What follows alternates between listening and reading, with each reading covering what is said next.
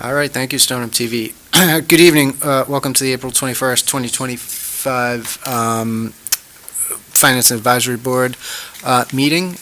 We will stand to salute the flag. Pledge allegiance to the flag of the United States of America, and to the republic for which it stands, one nation, under God, indivisible, with liberty and justice for all.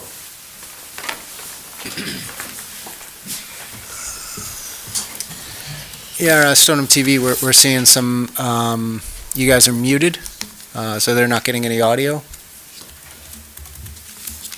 right, tell them to try that. Okay.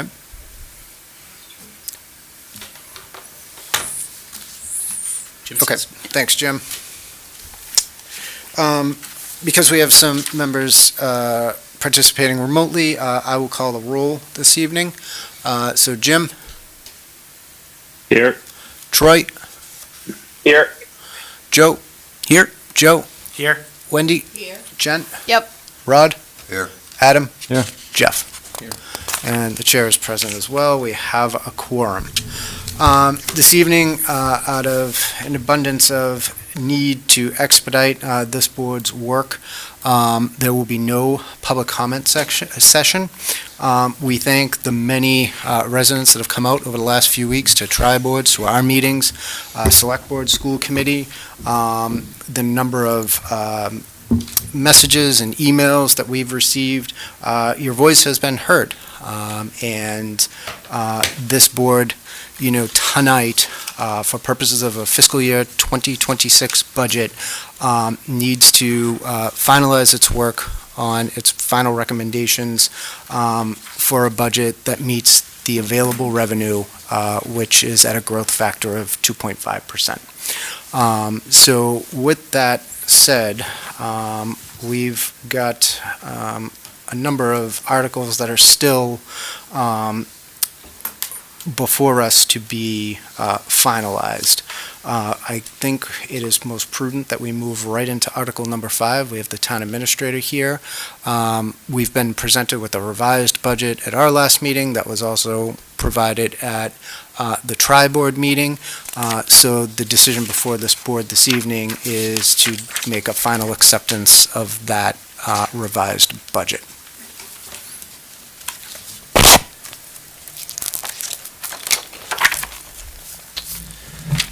Thank you very much, Dennis Sheehan, Town Administrator. I'm going to circulate the updated cherry sheets, which we talked about at the tri-board meeting. It is for those at home, the governor's budget proposed 13.5 and state aid and assessments of 4.7. The House budget is 13.7 and assessments of 4.839. The net impact is a positive 90,650. None of this is guaranteed yet. Just so we might want to consider just the fact that none of this is guaranteed. The governor proposes a budget. The House then passes their own budget. The Senate then passes their own third budget, and then it goes to conference committee, which is the House and the Senate, discussing the variances between their two proposals, and then the governor signs a final budget. So we might not have a final state budget until after July 1st.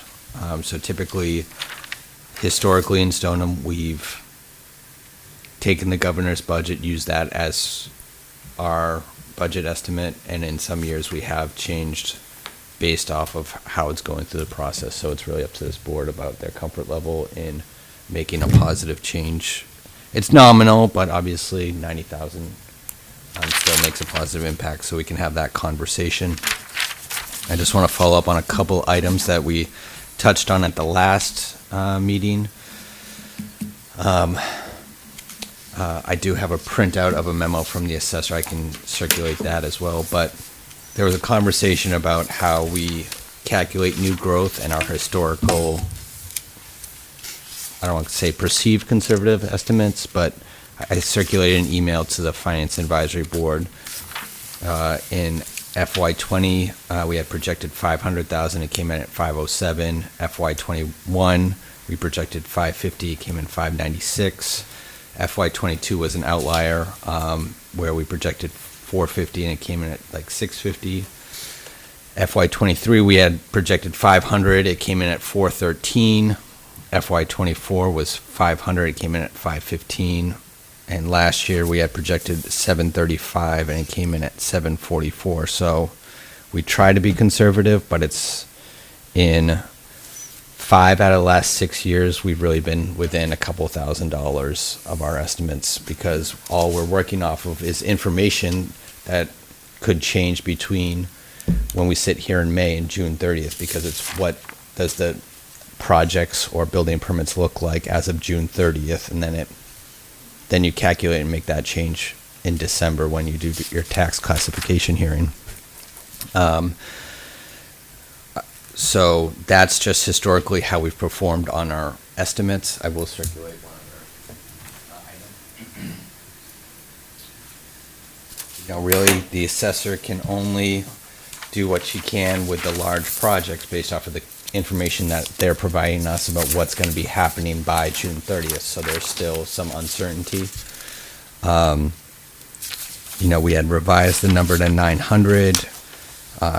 She goes through what was already captured in FY25 for Maple Street, which was 309. She's estimating 340 for Maple Street this year. Again, we'll make another capture of that next year. And same thing with Franklin Street. In FY25 it was 82,000. She's estimating 500,000 for this fiscal year. And then you have to take all the current single-family building permits and estimate that base layer. So this is something we can debate and consider throughout the rest of the evening, not make a decision right this second. So those are really the two big variables, and then feedback from the Finance Advisory Board about the proposal of using the 1.2 million of undesignated fund balance. So it's really up to the chair about how you want to facilitate the conversation beyond these items that continue to change. So, I think we should stick to right now sort of the new growth and the anticipated state revenue, additional state revenue right now, because I think that's going to inform additional conversation, particularly as it pertains to the stabilization funds or the positive stabilization funds. So I do want to just mention a few things, particularly on the House budget. Again, this is a recommendation, relative to the House. As Dennis said, the Senate is going to do theirs, and then it is all subject to, conference committee. So the Senate budget could be more, it could be less. And where we have historically held to the governor's budget, I think that's a good starting point, because it can always, if there is any revenue gained relative or appropriation gained relative to the House and Senate's work, then we can always go back and include that at a later date. But I think this is, exactly what we have been saying this whole time. The House made a big overture in appropriating billions of extra dollars for, particularly for Chapter 70, not so much on the unrestricted local aid side. But what does that mean for us? It means no matter, even with that, it's an extra $90,000, not 900, not 9 million. It's $90,000. So to the extent that we have been saying nobody is coming to save Stoneham, this is just another point in time that we can see that this is truly the case. Again, it will be up to this board to decide, but my recommendation would be that we sit tight with the governor's number, not include that $90,000 at this time. Hope for the best with the Senate and see if that goes up a little bit higher. Again, for our purposes tonight, again, it's up to the board. It's very much acceptable to say we want to include the extra $90,000, but again, knowing that that could go up, it could go down with the Senate, and it could be subject to change even further once it goes to conference committee. I'd like us to talk about out loud what happens if we go with the higher number and it ends up coming back in lower at the governor's level, right? Because we would have then already baked it into the budget of what we can spend. I assume that's going to come then out of free cash or reserves?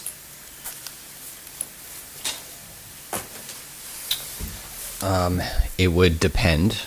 So first, to Mike's point, is we could make a negative adjustment or a different transfer at the October town meeting.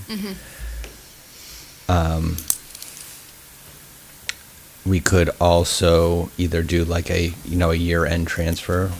Because the 90,000, hypothetically, we could get to the end of the fiscal year in May and either have a transfer we'd at have the some May extra town meeting surplus. or go to the Finance Advisory Board. So, I mean, there's a menu of options, or the town could just not expend some of its authority and make sure it gets to the end.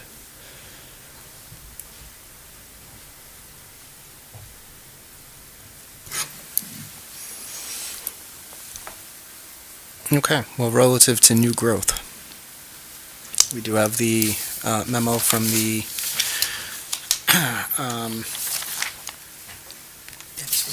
From the town? Referring to as the memo? what's that? Referring to this as the memo? Yes, yep, from the assessor.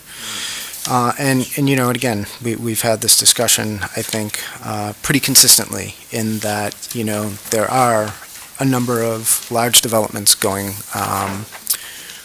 up around town. And the town is correctly, estimating the revenue based on when it can actually project and collect those revenues, not collecting it all up front, which doesn't happen, which we've had this discussion with the town administrator, as opposed to a phased in, and when they can actually go ahead and realize that revenue and bake it into the estimated growth. Even with that, having gone from our original 700, and I think this was a great exercise because it did yield at least 200,000 over our first initial projection, which was 700,000, to sort of go back, do some work on it to get us up to 900,000, and now we sit here tonight with a new estimate of 960,000. And I think, sort of correctly estimated on when the town assessor can validate and inform these revenue projections relative to, their legal authority. So, again, I think it's great. We're seeing more and more come in. But again, to think that, we can go ahead and collect everything all up front when there is no occupancy, when these things are not sort of turning over their yield relative to tax revenue, is something that we cannot do. And these again are, I think, great numbers relative to what we can do. But I know this board may have some additional questions relative to these updated projections. To be clear, this is probably one of the highest new growth numbers this town's ever had, right? I think there was a slide we showed during the listening session that showed that, and even the email I sent you guys last week that showed 500, 450,000. So it's almost essentially double what we've seen in the last 6-year average. I remember asking you why it's 400, way back when. What about High Street? Those are huge homes that are happening. When are they all moving in, Joe? I'm still waiting. Right. I'm the one that's supposed to finish first for the 30th of May, but I can't speak for everyone else, but they've only broken ground on a few, so. Okay. We've So been that told- would be factored in going forward as one house goes on and then a permit for another, so whatever. And then that these- does help in future years. Mhm. Like, we could be in the same situation next year and be looking for new growth to help sustain the growth factors that we're seeing across a variety of departments, so. And there's also, the China Moon project down the line and all those other things that are coming. First of all, I'm impressed and also thankful that you guys are like within, like, at least you're on the higher end, like 500, 515, 735, 744. So that means you would think going forward, this number is pretty comfortable with what's going on. And PP is personal property? Correct. Okay. Like, Yeah, I know. solar the stuff in your panels house and yeah, the stuff in Yeah. a commercial property that you have to fill out. Okay. All right. That's all I had. I'm thinking, good, go with the higher number. Like, Can I throw in some food for thought? And if I'm derailing the conversation, please tell me.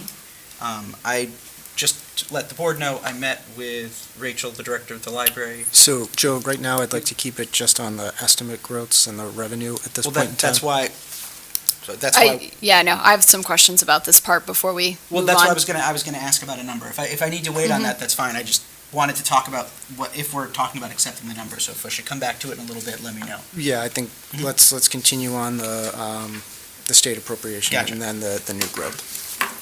I appreciate that we've always been very conservative on our new growth estimates. I think I've been one to, in general, vocalize that I prefer being conservative on it, just like we were talking about a minute ago with the governor's budget. If we end up with the higher number and we're wrong about the estimate, we've got to pull it out from somewhere else after the spending's already started.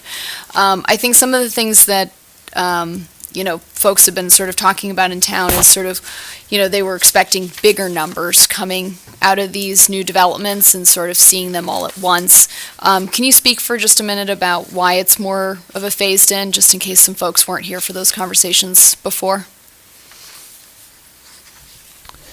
Like it's Sure. based on occupancy versus Yeah. when they're built and all So that.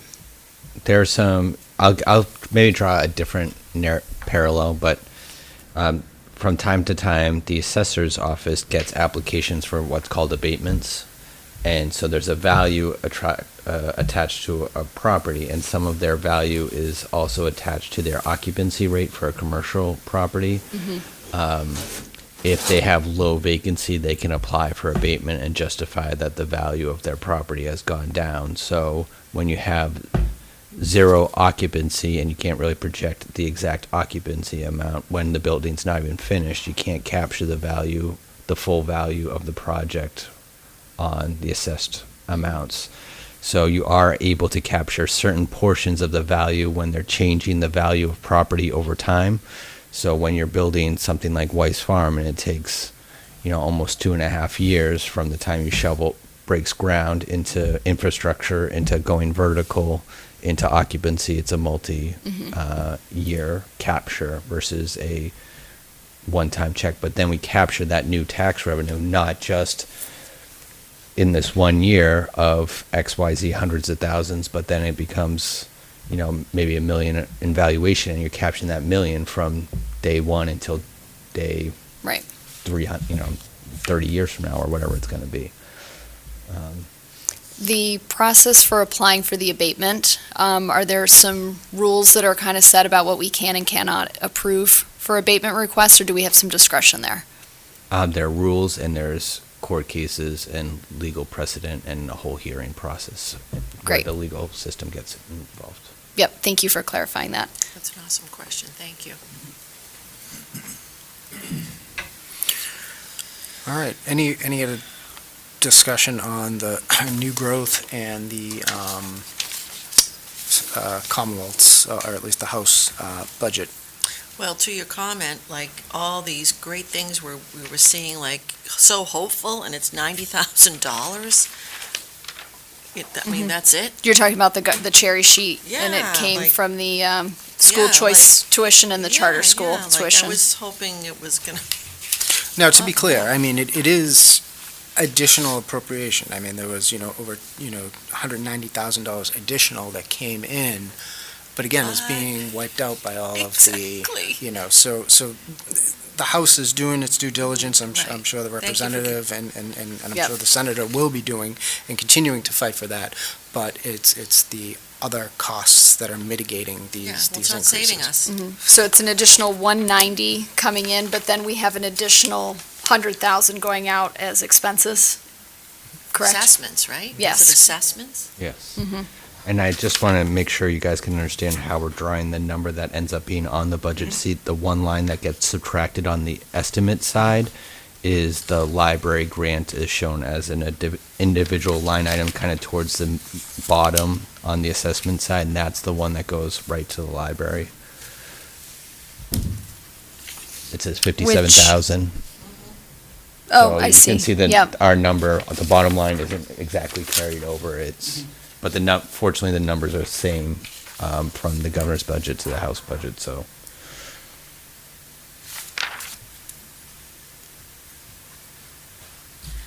And then just one other point on the new growth, there has been questions or commentary about apartment buildings being charged at the commercial tax rate. I know we had a public comment at the last meeting.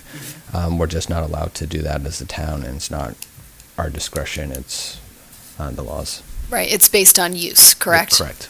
Even though in insurance, it is Mhm. insured as a commercial property, that is true. Anything over 4 units, usually 4 and above, it's insured as commercial. It seems so crazy that that's the way it is, even though it's a resident, Yeah.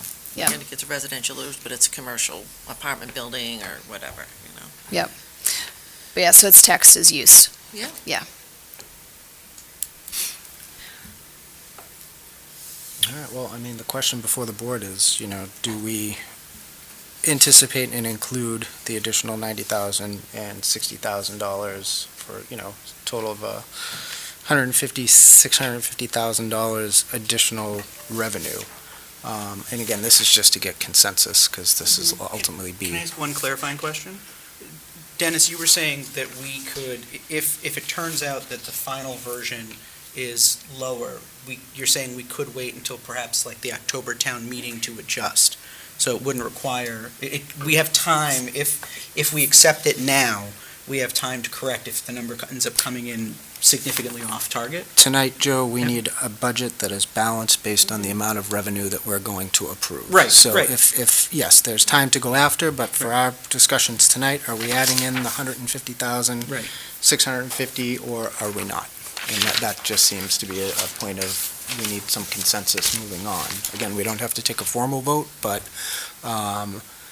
are folks in favor of budgeting or including these funds in the budget? I want to say yes, because we need everything we can get, and if we can adjust it later, it always seems like you're saying the transfers sometimes, it's a different time right now, so. I guess my question is, how are we going to think about it? If we're adding additional 150, are we transferring 150 less from the free cash? Or are we adding the 150 and keeping the free cash transfer sort of as is?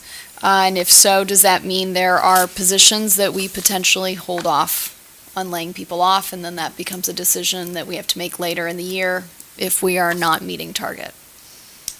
It's a great question, and I think that would be, up to this board to decide if we wanted to then otherwise reduce the amount of free cash deposit, the 1.2 million. That has been- To Jen's point, I do have the information after speaking with the library. If we're thinking about what we want to take out, I do have something that might be germane to, again, I don't mind holding it, but if we're talking about what we're going to do in terms of free cash, I do have information that I... No, please, Yeah. I just wanted to Yeah. make sure we concluded kind of that Right, no, section. and I agree with you. I do think we should be thinking about what we take from free cash. As I know you're all aware, a couple of us that are the library liaisons, I met with Rachel. We discussed the number that is currently proposed for the library budget, unfortunately, will not allow them to meet certification. It will not happen immediately. It will mean that they will eventually, it is not enough funding for them to maintain certification after this year. How long? So it's a year until So- they lose it? As it was explained to me by Rachel, they would have to begin the waiver process in October of this year, and a final determination would be made in January of '26. But Rachel said that the amount of funding, that 652, if I'm saying it right, 652 and 57 that is currently in the budget, it is not, based on several different categories, it would not allow them to retain certification. First of all, they wouldn't be able to have the staff or the hours, but also they said, and I apologize if I'm saying this wrong, the determination is made by the state board, and they said based on proportional, what they would consider proportional or non-proportional cuts, they would see the percentage change to the library budget, and then the percentages of, and they look at the entire town budget and percentage of departments. They basically said there's no way that that budget would be considered a proportional cut. They don't think they would be Rachel does not believe that the library would be granted a waiver, that they would lose certification. There are other numbers that are still less than the full funding that was originally on the original request number, that there does give them a higher chance of either gaining a waiver or just having certification. And I will preface this all by saying that part of these assumptions are based on them spending outside funds that are available to them, either from money coming from the Friends of the Library, or money that the trustees are holding, or previous amounts of state aid. And I mention this again about state aid because we do talk about the expected $57,000 and $57,658 is state aid. If they are no longer certified, that money goes away. Also, as a further wrinkle, we are talking about expected occupancy and when some of these additional housing projects come online. So that we are all aware, if we are able to fund the library to a point where they can maintain certification, we expect that if we get 2,000 additional residents in the town of Stoneham, we will change our population, that once we breach 25,000 residents, anything over 24,999, there are different requirements for the library to maintain both in terms of hours and staffing to retain certification. If we are able to allow the library to be funded in a way that maintains certification and then we breach the population threshold, there is a 3-year grace period in which we would have time to then work out funding to bring them up to an appropriate level. If we are in a position where we have to fund them to a point where they get decertified now, there is no grace period. What that would mean is that if they got decertified now, and we still breach that population threshold, we would have to be able to fund them up to that new level before we would be considered able to get back to certification. In terms of real numbers, Rachel worked out several targets that she gave me. There's one that if we could fund the library to $890,000, which would mean, as opposed to $342 and $43, if I'm saying that right, that would be cut from their budget. 342, yep. Yeah, if instead of cutting 342, 40, and 43, if we cut 194, 100, $890,000 is not enough for them to reach certification, but they could utilize Friends of the Library and trustees' money to make up the difference. And without getting into too much of the dirty sausage making, but they could use some of the ways that we were able to work with ARPA funds. They could use some of the monies that were given to them for things like utilities, for instance, and apply those towards personnel, and then use some of the other money they have available to make up those funds. At $890, Rachel says they would basically be guaranteed to be still considered certified at that amount of money. She does not think there would be any, Rachel said she does not believe that they would even have to file for a waiver. Even though it would be a reduction in their budget, it would not be so severe, again, while using some of their outside funds available for the next year to keep them fully certified.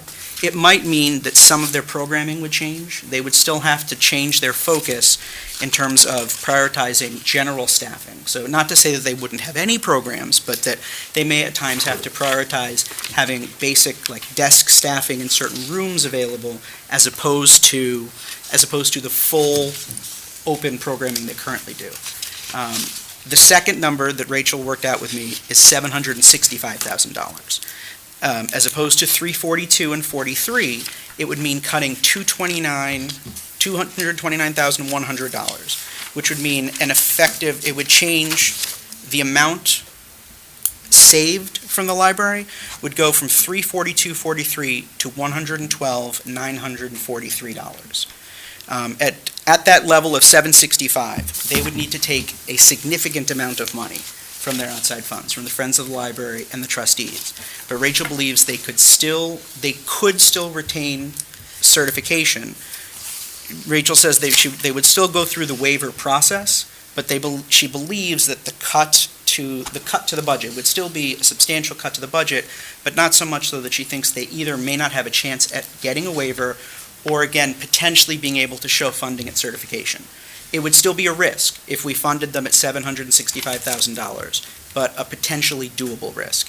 It would mean, again, obviously more staffing, closer to what people expect now, but not necessarily an expectation of full funding, and it would be almost a guarantee that most of the extra programming they do would have to go by the wayside, again, to maintain standard operating.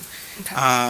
I was going to say, there was one of the... Can I ask you I for a have a pause question. a second? You've kind of put out a lot of I know, numbers here. Yep, I want to make sure that I'm tracking here. Yep. So, let's talk about the cut numbers. Yes. So the cut number is 342. yes. What were the two cut numbers? You said 194.1. So if we cut $229.10. $194 and $100, Yep. that would give them an effective $890,000 Yeah, budget. let's just do the cut numbers, because Yep, it's too so- many yep, numbers yep, flying so around, three- So please. 342.43 is what's currently being cut Yep. in the budget before us. Yep. The top line, if we only cut 194,100, Mhm. Rachel believes that at that cut level, she would be able to operate at full certification. Again, understanding they're pulling outside funds. Okay, what's the second cut number? And then the second cut number? Instead of 342.43, would be 229,100. 229.1, Yes. okay. And at that level, At that level, Expected It's- waiver. expected waiver. yes, Rachel says there is still a chance, unfortunately, because it does come down to them examining the entirety of the budget. Sure, The it's not percentage a, change might Mhm. not mean, there's still a chance we might end up not getting a waiver / decertified, but it's a better chance than the current number. thank you. The difference is 35 between those two. I'm sorry, say that again? The delta between those two is 35, 33. I believe so. Yes. The reason I brought it up is because the lower number, doing the math, we're talking about potentially adding in $112,000. right, Yeah. and the difference, so it's like the number, I did the math, the number that they need to at least have a chance of either getting a waiver or potentially just maintaining certification is fairly close to the number we're talking about arguing putting into the budget from expected revenue. That's why, and I apologize, that's why I thought it was important to put it in, to Okay. have the Yep. conversation. That's- all good. Understood. And if they can't maintain certification, how long is the certification going to be lost for? So certification is by year, and it's By year, redone okay. each year. And again, this is more speculative than not, but the concern is that if we lose certification now, and we do not have additional revenue coming in, whether that is another override or something else, it's, if we lose certification now, that we potentially have control of now, we don't have control over when our population grows, because those other projects are coming online. Right, okay.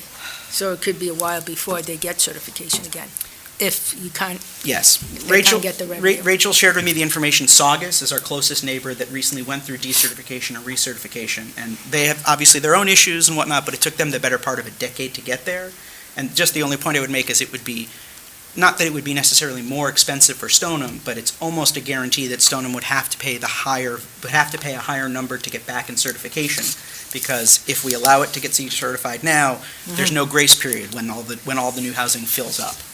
Because Okay. we're expected to meet that. We'll have a 3-year grace period if we still somehow maintain certification between now and then, and if we don't, we wouldn't get certification back until we reach that new number. I hope that makes sense.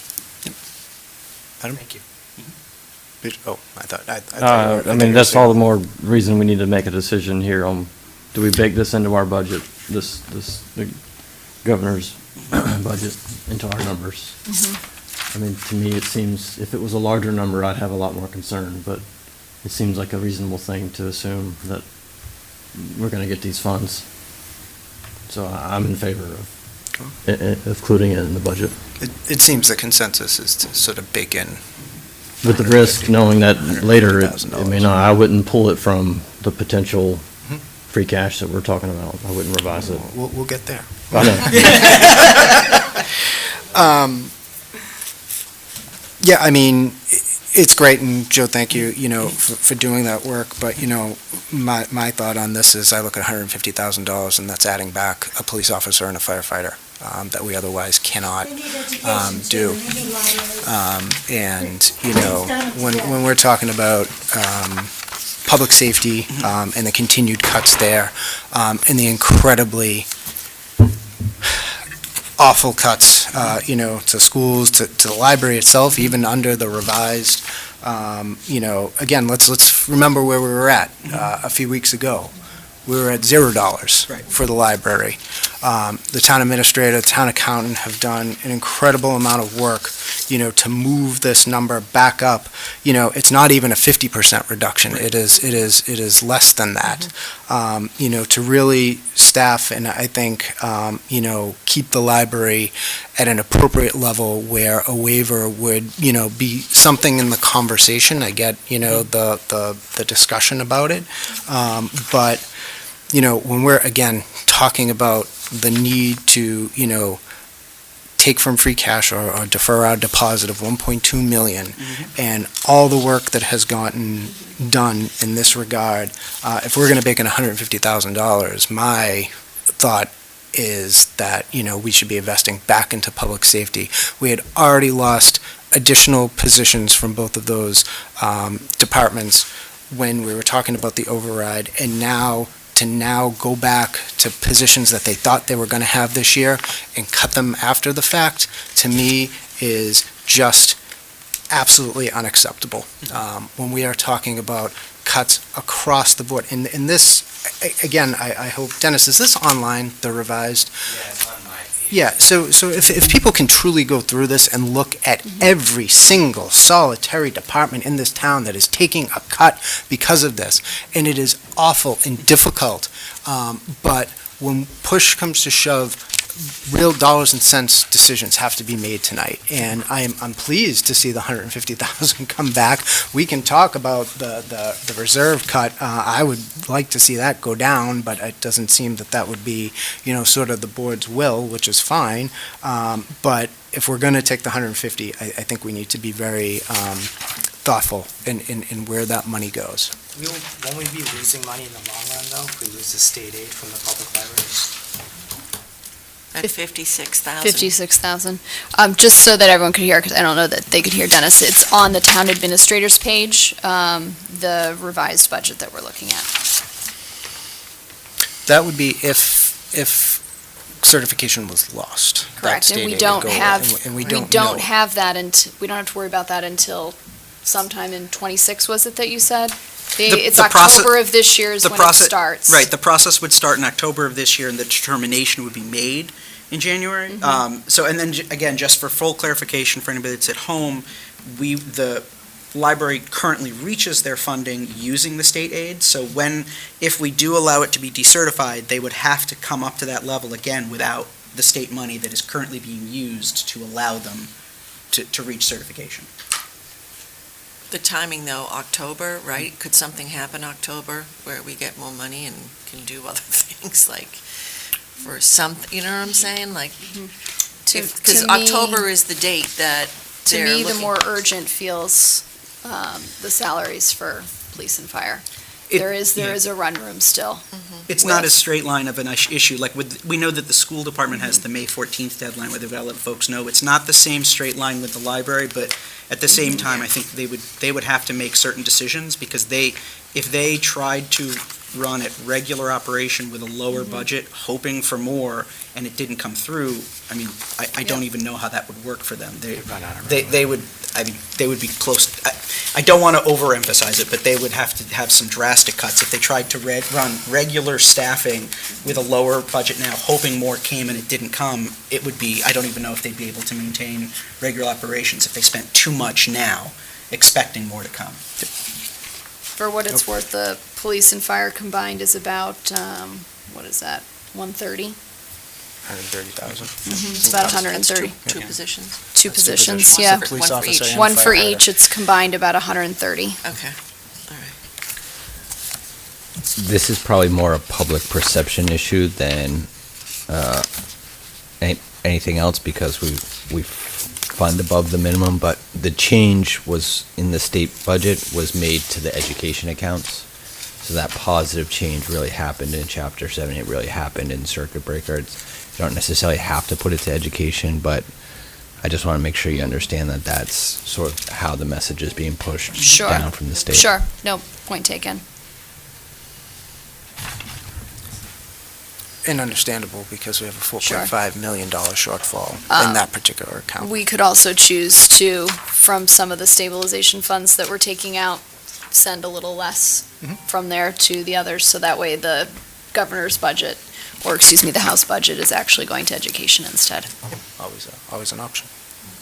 Sorry, can you say that again, Jen? I'm not sure I So- understood what you were saying. Yeah, so what Dennis was referring to is the $90,000 change based on the House budget.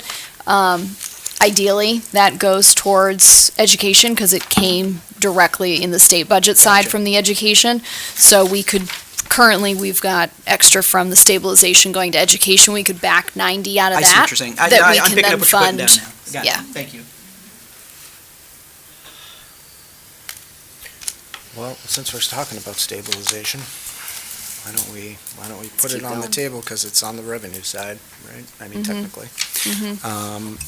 So, the town administrator's revised budget, in order to close the gap of 4.5 million on the school side, recommends deferring our $1.2 million payment to the stabilization fund, and otherwise reinvesting that directly back into the schools for a total increase from the original budget of 2.4 million. So again, mitigating the 4.5 million by at least 2.4.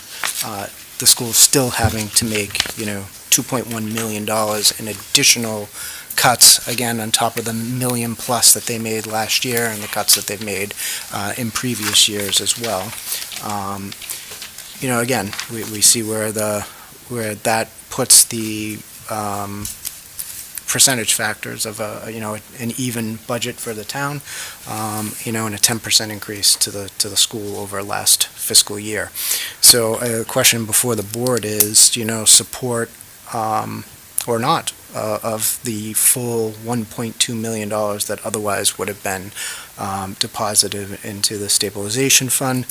This was presented at the tri-board last week, whereby, according to the fiscal guidelines, we're a bit over in, what we need to maintain in those accounts. And this recommendation is coming at a time where we think there's a little bit of runway to possibly be able to replace some of this, not bring us below, the recommended fiscal guideline percentage balance that we need to maintain. But again, sets up a very attenuated discussion about, these funds and generally the reserve fund being there when there's unanticipated expenses that come down the pipe. And my comment the other night was, I hope if we decide to do this and look at this, that we're all going to be comfortable coming back in a few months, if indeed there is additional cuts at the federal level, because there's no more money. So if the schools take another $1 million hit because Title I, Title II are otherwise, defunded or reduced substantially at the federal level, we're going to have to come back and take more money from these funds, which is going to start to drop that balance and starting to put us in peril of falling below our fiscal guidelines. So if there's sort of comfort in moving forward on that, I think we should have the discussion. Can I ask Dennis a clarifying question? I know we talked about it the other night, that we would still maintain certain fund balances that would leave us, within compliance. Does it matter, you talked about the next bond rating meeting and whatnot, does it matter to them if we are choosing not to take money and put it into the stabilization fund versus, for instance, pulling out of, is there a difference as far as they are concerned about simply not adding to it versus, for some reason, making a withdrawal out of it? I would say they care mostly about the data that gets put into their own Excel spreadsheet calculation formula A at the time that they're reviewing it, as well as projections going forward. So I think if something's substantially changed, the things that they look at are our retirement liability, which we're making progress on. And if we pass this budget, we're still making progress on that, which is going to be seen as a positive because that liability is further decreasing. We've talked about the OPEB liability, which we really probably pretty much had to put to the side for this budget cycle. And then if they still see generally a positive trend in our fund balances, which is a possibility even after this transfer, it would still be seen as a positive. I would say the other narrative that we've started to hear is how many towns in Massachusetts will really be able to maintain their AAA status, whether it's the town of Stoneham or not. Sure. And I think there's an outlook that there'll probably be less AAA towns in Massachusetts in the years going forward than there are presently here today. And this town of Stoneham is just one below AAA, so. Well, I mean, let me ask it maybe then more specifically. So they would have seen a pattern over the last couple of years of us putting money into the stabilization funds, and they would see if we choose not to put that 1.2 in, they would see a change in our behavior this year versus previous years. Do you I would think? say they're more looking not to the specifics of the, and you can see this maybe in your budget book, they're not so obsessed over the specifics of which account it's in, and especially since we already reached the goal in that account that I'm talking about. It's the overall undesignated fund balance number that they're cared about probably the most, which is stabilization, capital stabilization plus like free cash. So it's that net. So if we're at 18 or 19% today, and we're at 18 or 19 or 20% a year and a half from now, that's going to be seen as a positive. Okay. If it's at 10% next year, then Right. they're going to see that as a huge negative. Well, that would be more like if we were choosing not to put in and pull money out Right. at the same time. Right. Okay. Which we may still Right, have to do. possibility. Dennis, I just don't have the numbers in front of me. Can you please remind me what our balance is currently? I know it was on your presentation, but I'm sorry, I don't have it. Yeah, no, that's perfect, thank you.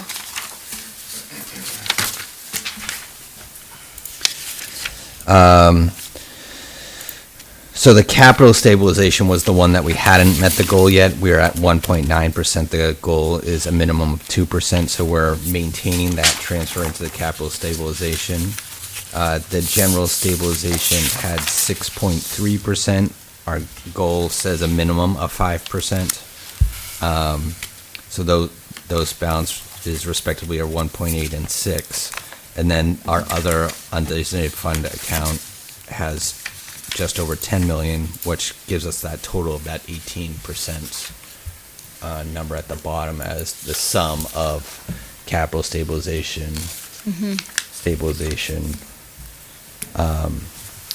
So that's what the fiscal policies say, but the other thing that we've heard from our auditors and the bond rating agencies is, they'd like to see more like 25%, but we've reached our fiscal policy goals in the fiscal policy guidelines, so we're kind of in this in-between area. Can I just say, I just want to ask you a question. Even, I remember at the tri-board meeting, making all these, and I do agree with, the 1.2. What are the schools going to do next year when this happens? Like, I know right now this is going to solve our problem, but, like, next year. That's what I'm, like. Can we get through this year? No, but I I'm thinking, think this is part of the reason of the consideration, right? Yeah. And two parts of my bullets from the last Yeah. meeting was two parts. Hard cuts are going to have to be made, Yeah. whether we use this or not, and as All long as we're about- making hard cuts. And is there a parallel conversation happening in town about a different override vote, and what is the likelihood of a different override? I would Right. say it's a high percentage chance that we're having another override vote sometime in the next. I'm not even going to pick months because No. I got in Yeah, trouble yeah. last time. But Right, sometime in the near Soon. future, right? And what's the percentage likelihood of that passing or not? right. So, having to make hard cuts and having that other possibility are two of the reasons why this seems more tenable in this particular situation. And we don't know what the future is, so for right now, if this solves can secure some problem, some department, Dennis? some things, I'm glad you said some, Wendy, because it does not in any way, shape, or form solve all of our No, problems. no. At all. And to Dennis's point, A little bit of relief. well, there are still massive cuts to be Exactly. made, even with the use of these funds. Yeah. Just for clarification, been a lot, you mentioned the possibility that there'll be another special election. We cannot count on that, of course, and even if we have one, we can't count on the result. So we cannot plan for that. I don't want to see us drawing down any of our reserves if we can avoid them at all. And I don't think we should be second-guessing cuts to anticipated revenues or increases in anticipated assessments, because I know you've done very good due diligence in developing those. Can a special election be called by the Board of Selectmen, or could it only be called by the town moderator? I know you're not the town council. An election for an override. An override can only be called by the select board in the town of Stoneham. It cannot be called by the town, okay. No, the override vote itself can only be called by the select board. But special town election? It's, posted, the select board typically runs that process with the moderator. I can open up the exact rules, so I don't want to comment 100% on that one, but you would still need the override vote regardless. Thank you. Right, and it's a good point, Rod, because what we're talking about tonight is irrespective of any override or anything like that. We have tonight we cannot have to consider that at all. pass a balanced I'm budget based not on what we know. suggesting that we No. do. I'm saying I think it was a great point by you. We're talking about what levers we have left to pull, and Yep. it seems like the choice to fund the stabilization fund or to hold those funds back to try to plug some of the other holes in the dam, it's one of the few levers, I mean, it's literally the only lever left for us to pull. For this year. Yeah. Yeah. I mean, Only for this year. and only for this So- year, to the extent that, folks would think that this could happen year over year, because again, the narrative being they'll magically find money. This is starting I've heard Rod say the slippery slope of getting down, to financial ruin, if you continuously think that this is something that we can avail ourselves to. It is, again, I think, an outside-of-the-box way of thinking about it by deferring the deposit, otherwise utilizing that, and seeing if there is, a future, at the end of the next fiscal year to maybe put some of this back, or, again, the overreaching thing that we have no control over would be if an override was to be called for and passed, which would help immensely in all of these decisions that we're making here tonight. But, again, so I think there seems to be consensus on utilizing the higher revenue numbers, and am I hearing any dissent to utilizing or deferring the $1.2 million deposit and otherwise utilizing those funds this year as well? I have one last question for Dennis real Troy. quick. Yep, Yeah. go ahead. Yeah. I'm not going to ask you to predict anything on the T word, the tariff word, but let's just say these buildings, these new growth buildings come in and cost some amount more, and rents therefore cost some amount more. Do tariffs actually help us in this case? Interesting question. I've actually had the opposite concern, because I think some of the developments we've been thinking about coming online might not start, depending on things like steel tariffs and Yep. imports. So if you're thinking about the hospital site or the China Moon, I think that's probably a bigger impact than the rents necessarily, because that's just going to be the marketplace almost no matter what across Correct. the whole Commonwealth. And I would argue if that's the case, we're probably facing higher unemployment rates, which could mean there's more vacancies. And I would say, sorry to jump in again, the other one that's probably a big risk would be our, when you look in our local receipts numbers, we have a line for motor vehicle excise tax.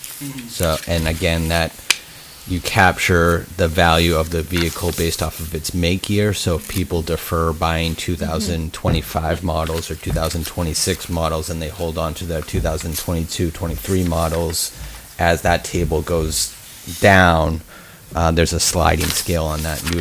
You could see considerable decreases on that one, which is probably one of the biggest risks. So you're saying if the tariffs are pushing people not to buy new vehicles, it Correct. drops that amount of money? And it's coming where in? it's garage, Yeah. not necessarily if you bought it at Stoneham Ford or wherever, it's where it's garage. So again, this is all good conversation. Has the Board of Assessors discussed the potential for home values to appreciate due to the fact that supply will obviously be potentially more constrained and as a result?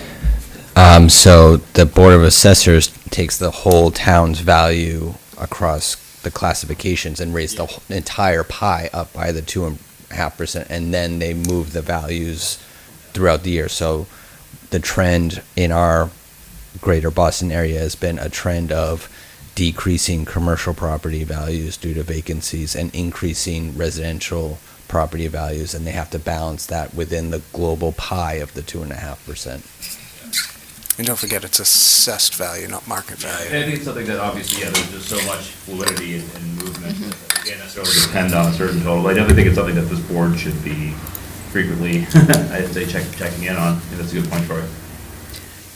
So I think in terms of possible objections to using the capital stabilization, I'm pretty conservative by nature for fiscal policies. So 1.2 million, if we talk about our capital stabilization and regular stabilization funds, worth about rounded 7 million. It's about a 17% of the balance. If we're looking at the cherry sheet and sort of concerns that we have on funds that may be not available to the state because of federal reductions, it doesn't take much to chew into that 7 million. We're getting, So even if we 13. use 15 or 15%, it's still not. yeah, you're we're getting All right. 13 million from the state, so. Yeah, so if we're at 17 now, even if we're like, okay, let's go We're, down to 15%. no, 17% reduction. Oh, okay, all right. We have 7 million between capital stabilization and stabilization. So it's a very big percentage. Yeah. And that very much concerns me. But Mm-hmm. I do also understand the sentiment that if you've lost your job, right? You're gonna use your cash reserves. So I fully appreciate that sentiment as well, but we need to be mindful that is, even though it says 1.2 million, and that may feel like not a very big number compared to the whole budget, it's a big percentage of our savings. If we didn't pull it though, I mean, we're back to talking about likely going to zero on some of these line items like the library and the council on aging. Correct. So I Correct. guess- So, yep. I don't mean to argue, but I guess that what I'm trying, in terms of the conversation is, as much as I just went through trying to, talk about additional funding, starting where we are with what Dennis has built in for the library, for instance, or for council on aging, is, I can't believe I'm going to say it's easier to come back from, but it would be easier to come back from a partially open, partially functioning library than shutting it down. And so. No, I get it. I just, Yeah. I feel like we cannot make that choice to use those funds without saying out loud Oh, how right. big of a percentage that is. 100%. Because it Yep. would not take many years of using that, and it is entirely gone. Right? It's not a zero risk option either way. No, Yes. and the risk only increases if we're back here again. Right. In a few So months. the third bullet I had on that slide from last meeting was that we're seeing a positive trend in the current fiscal year, so we're not going to see that the percentage Yep. from June 30th into July 1st. And Yep, that's that been the hopefully it- consideration. yeah. Some of it washes out. Hopefully I wouldn't some of say it it's a will wash straight it. line washout, but there's a Yep, There's some mitigation. percentage capture. yep. Thank you. No, I mean, I think, Jen, your point is, right on. I think we have all sort of said from the beginning, we don't want to have to go there. And now that we're sort of seeing the realization of what these cuts would do, and if we don't, again, how incredibly desperate that the situation is going to be for just so many departments at an even greater level than they already are. And then knowing that we do have some runway, with this fiscal year, and, again, not counting on it, but there might be other levers Yep. that come down the pipe. So I would support the 1.2 reduction from our stabilization, but I think I would also like to make sure that if at some point we do in fact pass an override in this town, I'd like us to discuss ways to make ourselves whole for borrowing and not making that deposit. Totally agree. And terminology is going to matter here because it really is coming from free cash, which is a majority vote instead of a two-thirds Sure. vote that comes out Sure. of stabilization. So just. Nope, sorry, yeah, don't mean to Wait, before you confuse sit the down, Brian, messaging there. Can I ask a clarifying question then? So are you, how do I ask this the right way? If we put this budget forward, we still require the town, at town meeting, to approve that expenditure of funds? It's not.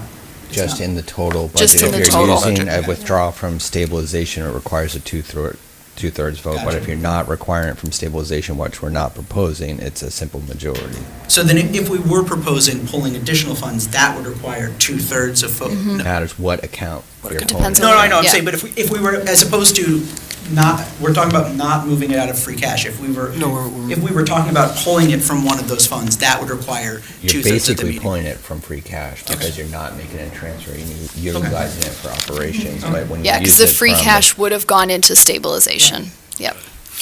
And the only way you can rebuild this is with free cash, right? So even if we pass an override and had a lot of money, that's not, you can't put it back in, or can you? You could make any deposit into any account through the town Oh, yeah. process. Okay. Couldn't we do a stabilization fund specific override? I know I've seen some of those in other towns. Or you create a new account Yeah. called, Stabilization. Okay. but to your point, Troy, you could also not expend or not capture all your revenue. You could capture the revenue collection and not expend it, kind of like, I don't want to start saying the first thing, but then what ends up default happening is that default comes down to the. Right, but we would have that flexibility if an override. Yes. No. Yeah. Yeah. So as long as that is on your radar as well, to sort of kind of catch up on our deposits, I would agree to move forward with the 1.2. I guess the question, I think, Jen, the thing I guess I want to explore just a little bit more is that your kind of very reasonable scenario of state aid perhaps, or, federal, state via federal, or federal via state, like not, I mean, is there a certain like date, like I think of a canary in the coal mine point where if something is going to happen in this next fiscal year, we're going to know it's going to happen? And I'm trying to think in kind of my head, is there maybe a certain date that we can say like, okay, No. it's safe to say, yeah. So that's just something- yeah, and I don't know if there's Yeah. a certain time where like the FY26 state aid would be locked in. No, because No. what'll happen, Jim, is It's not if, predictable. yeah, and if the state passes its budget and then they have to come back and make mid-year cuts, I mean, they can do that to unrestricted local aid in Chapter 70, which means we Yeah. don't get as much and we're back making cuts again. Yep. Okay. And the Fed could at any point decide to Just some, not send money. There are also a lot of canaries that have already died. also, but to that point, does some of that have to do with how many of the cuts we're assessing to each department now? Like, if we weren't moving any additional money to the school side and they made $4 million of cuts, those people are already gone, right? Like, if the number changes and we've made all of the cuts that they've outlined, Yeah. it's different than if we. But what it gives us is the ability to restore the positions. So there could be future hiring. Again, Right. you might not get the person might not that's get the there same person today, back. but the position itself is restored, and Yep. you could do But- all good due diligence. And, I think It particularly. costs as we- more to bring a position back, It though. does, Yes, but, it does. I mean, we are seeing, cities and towns dealing with this all around us that are having to make very difficult decisions, and particularly in the education realm where there's, quite a bit of teachers that are, Mike, I'd being. like to get back to the basic question and Sure. stop trying to predict the unpredictable, and get on with coming up with a budget that will actually fit the monies that were available as a result of the special election. Any other discussion on the use of the free cash or the revised estimates from the assessor and from the House budget? Okay, seeing none. What this would envision then is approving the town administrator's most recent budget, and then adding in a factor of $150,000, Roughly. roughly? Do you need us to do the exact dollar amount here?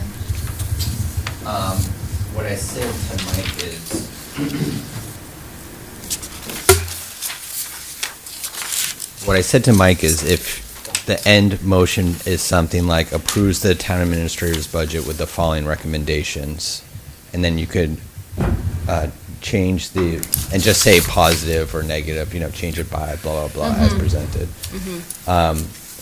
For the state assessments and new growth and the cherry sheet line, which is towards the Yep. top of the cover page. So you would say, cherry sheet, do you mind? Yep. You would say the cherry sheet line, positive 19707, the assessments line increasing 100,057, and then adding the additional 60,000 to new growth. And then, so that would be sort of the revenue motions, and then Yep. provide clarity in terms of where you would like those additional funds to be allocated. Do we need to make those specific recommendations? Yeah, that's what we're trying to write Yes, we down. do. Yeah, because So, yours Jen, is. keep writing. Yeah. Yes. You So have I'm your going to own need you column to there. back up just a little bit. So Yep. Cherry Street line, what did you refer to it as? It's the chapter 70, or just education? No, sorry. I don't mean to steal this. No problem. It's You okay. need to be looking at this blue sheet, Got it. I and you was want to looking be at the other looking one. at Cherry sheet. page Sure. 2. Yep. Yep, So, okay. new Cherry growth, Yep. if you were capturing that, you would propose a change to 960. Okay. The estimated cherry sheet, I need to just redo that while you guys are talking, but the net difference is going to be 90,000, but Yeah, I think it was. it's gonna That's where I was, be- 190,707. it's going to be, it's going to be 13,711,104 minus the 57,658. So I'll just give you that number in a second. Okay. And then you would do a similar thing when you get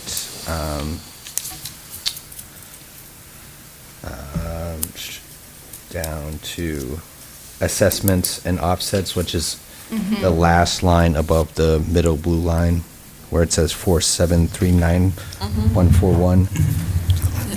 That would read, and you can see that one on the cherry sheet is the exact number because it's not that library grant. So that number is going to change to, Assessments, offsets, yep. yep, Okay. that when you go to the assessment sheet is going to change to 4839198. Where's that? That is this number on this sheet. Oh, okay, right there. Okay. 483918 for assessments. Okay.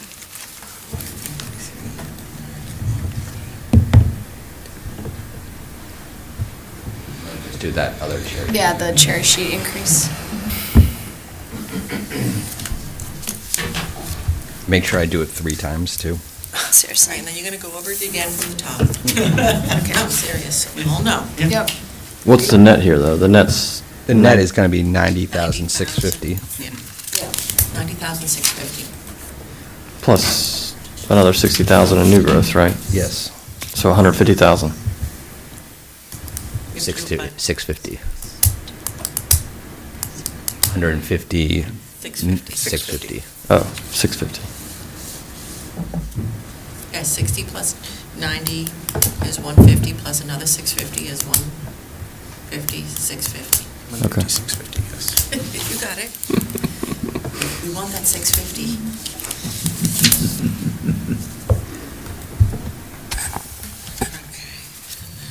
So that upper number is going to be 1353 1, 3. 446. Yeah, that's what I got too. 6.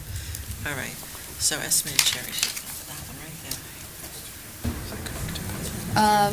I think I need to The check number the there, math on the 13,000. assessments. I came up with 99,997, and I think it was 100,057 was the new assessments. The new assessments is just strictly off of this sheet. On the backside, you see the assessments, you're just taking that bottom number. Oh, it comes straight from there. Yeah, Okay. because if you look at, if you go across, you see in our governor's budget amount is 4739141, and that's what we put in the Got it. assessment line. Oh, you already have it in there. It's already in there. So, just for reference then, the number that was written, the 100,057 that was written on this, the handwritten, Yes, it's a little different. It's, what was it? I came up with like 99 and change. all right. If we're taking it off of governors versus House.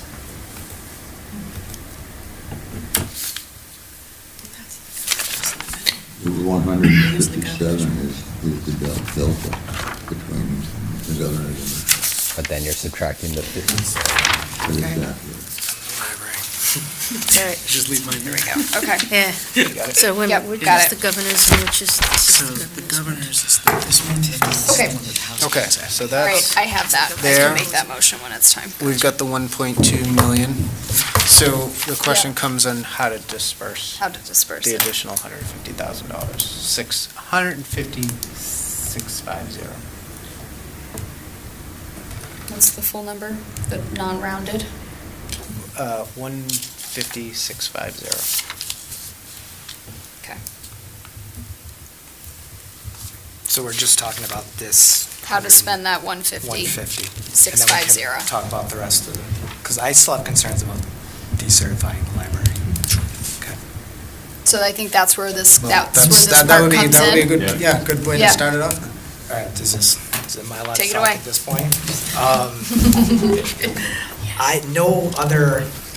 No other town has done, very few towns have done this. This will be a black eye on stone.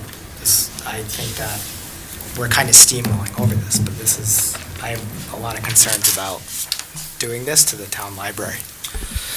A lot of concerns. I understand that you guys have been through a lot of meetings that I haven't been through, done this a lot more years before me, but this is kind of unprecedented to do this to the library. And I think that we should maybe discuss this a little more than what we just did. And discuss these numbers a little bit in more depth. I apologize. I did leave something out before when I was discussing the library. If I can have just a moment. I forgot to mention abatement and repairs that are on the table. At present, if the library is funded as laid out in the current budget book, they would not be able to do the repairs and abatements. They were planning on using some level of outside funds that we discussed to fund some of that work. Some of the projects had to go back out to bid. Rachel did not say it would definitely not happen, but it would almost definitely not happen if they are funded at 652.57.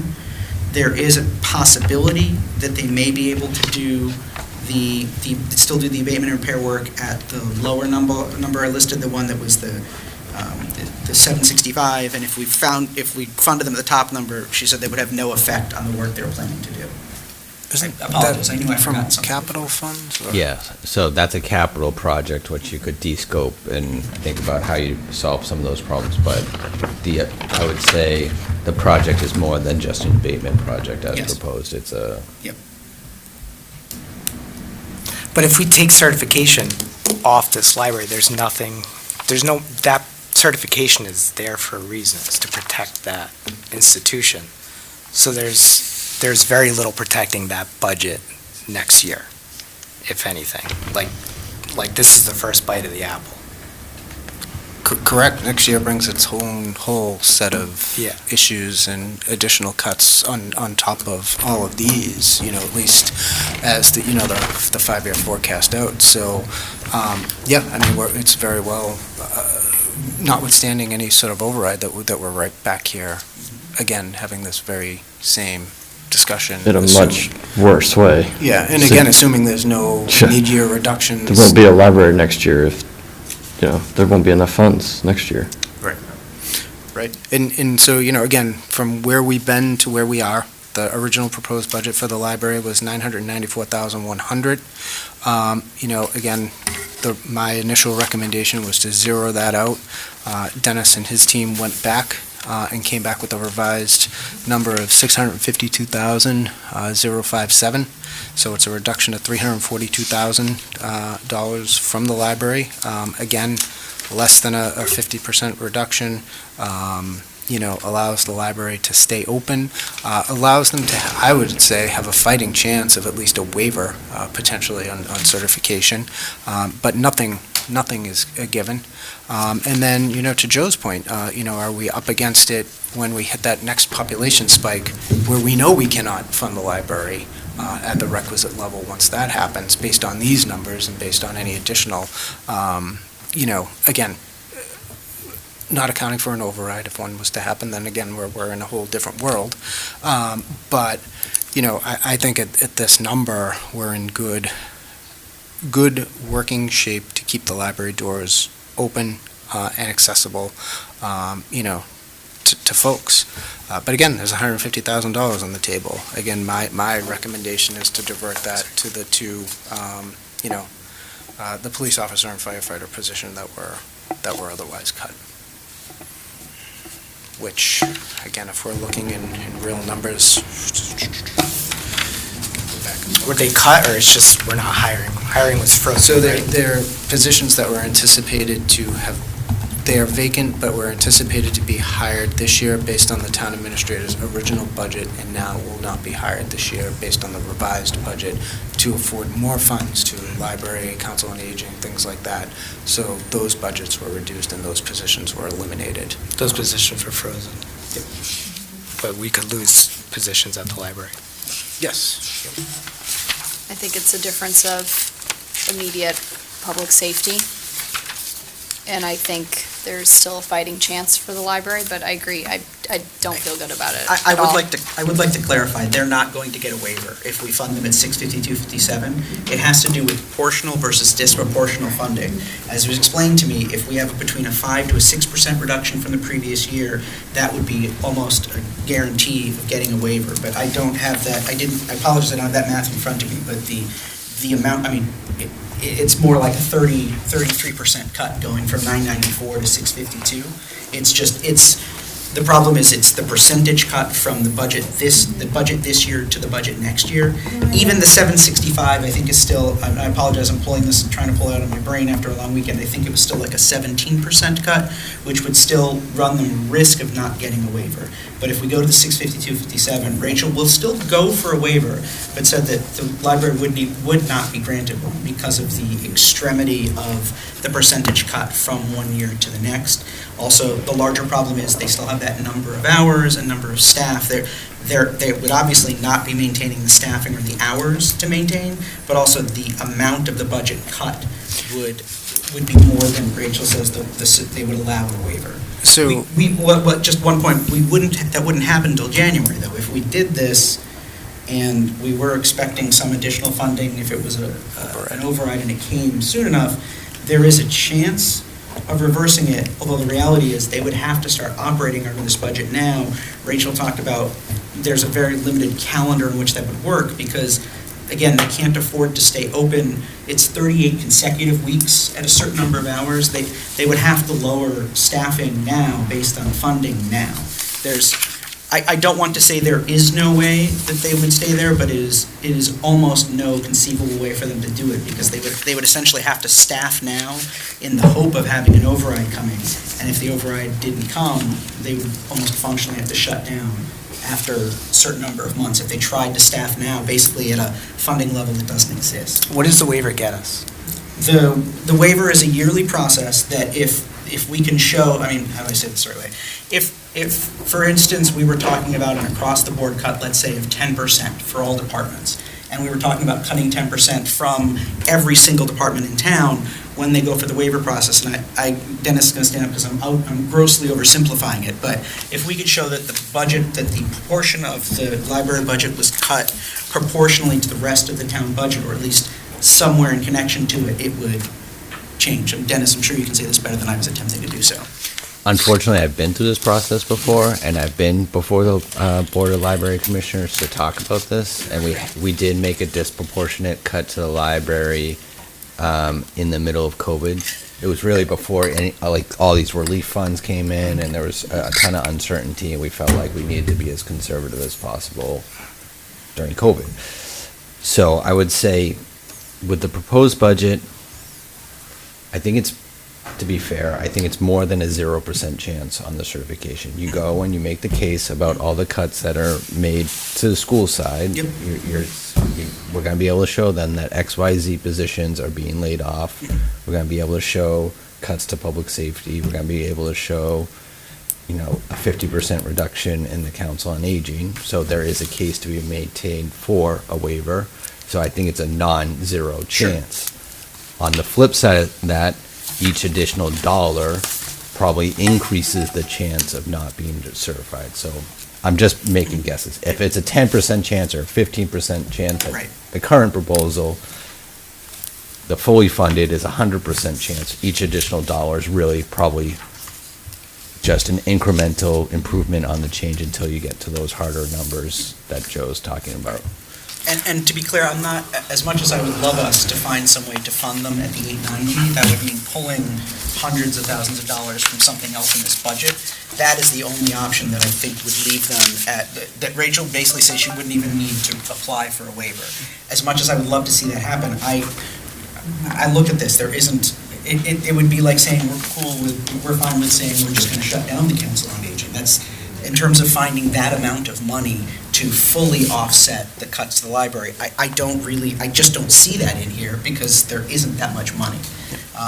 There is still a risk, and a real risk, if we were to fund that middle level that I gave them, that would it wouldn't take the full 150 we're talking about and moving it over, but even at that, there is still a risk that even doing all of that, they could still say that the cut we made to the library budget was too much and they wouldn't grant a waiver. The same way Dennis is saying it's not a non-zero, unfortunately, it's not a non-zero it's not a non-zero at the middle level I mentioned either. It's a better chance, but nothing is a guarantee. So Can I clarify one quick thing before you do math numbers? Go ahead. If we lose the accreditation. Yep. Right, the number is that we're going to lose that 57,000 Yes. from the state. Yep. Is there anything else beyond that? Or So- does it mean that just from an operational standpoint, we have another 57,000 less to work with? From budgetary standpoint, we lose the state aid, which And this they year was lose the 57. noble Right. system. We lose and then there is, how do I say this the right way? The way it was explained is that those libraries that exist around us that are within the network are no longer required to give us reciprocal rights. So it would mean that a Stoneham resident, they could go to They Arlington. could, but they may or may not. They may or may not. I think the bigger problem is that, whereas I agree with you, Rod, we should be trying to deal with the specifics in front of us as opposed to the for instances of what happens if. We may not know when full occupancy would occur in all these housing projects, but it feels like it is not a question of if, it is a question of when our residency will breach and bring our total population to the next level. I think the larger risk and the larger concern is that if we fund the library to a point where it is decertified now and we breach the population growth, the target moves on us. If we can find a way to fund the library adequately now, and we breach the population growth, we will then have a 3-year grace period to figure out funds. And the 3-year grace period is the big thing on Is the the grace other period. end. And it's going to cost us more to bring it back. If we've lost the grace period, Yep. right? Yep. If we're already not certified, aren't we still not certified? What's the difference? So if we found a funding total, if we work the math. No, so let's Yep. pretend we didn't. Yep. We lost our certification. Yep. It would mean We've breached the population. We don't get the 3-year, Yep. grace period to get in there. Yep. Can you remind me, I know we've talked about it here before, can you remind me, what does that mean then? It would mean that if we wanted to get recertified in the future, if we say, for a round number, if we say we had to get back to $994,000 in funding, then Stoneham would have to get there.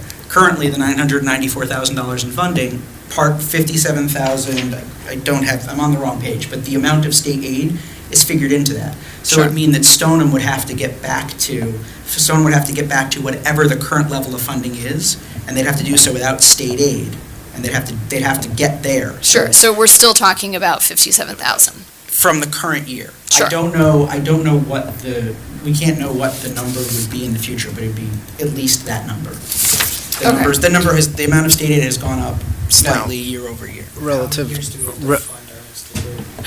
Technically, we'd only have to do it my understanding is we would only have to do it for the 1 year, but the problem is we have to show that we can do it. So we wouldn't be able to begin the process until we at least funded the library for 1 year.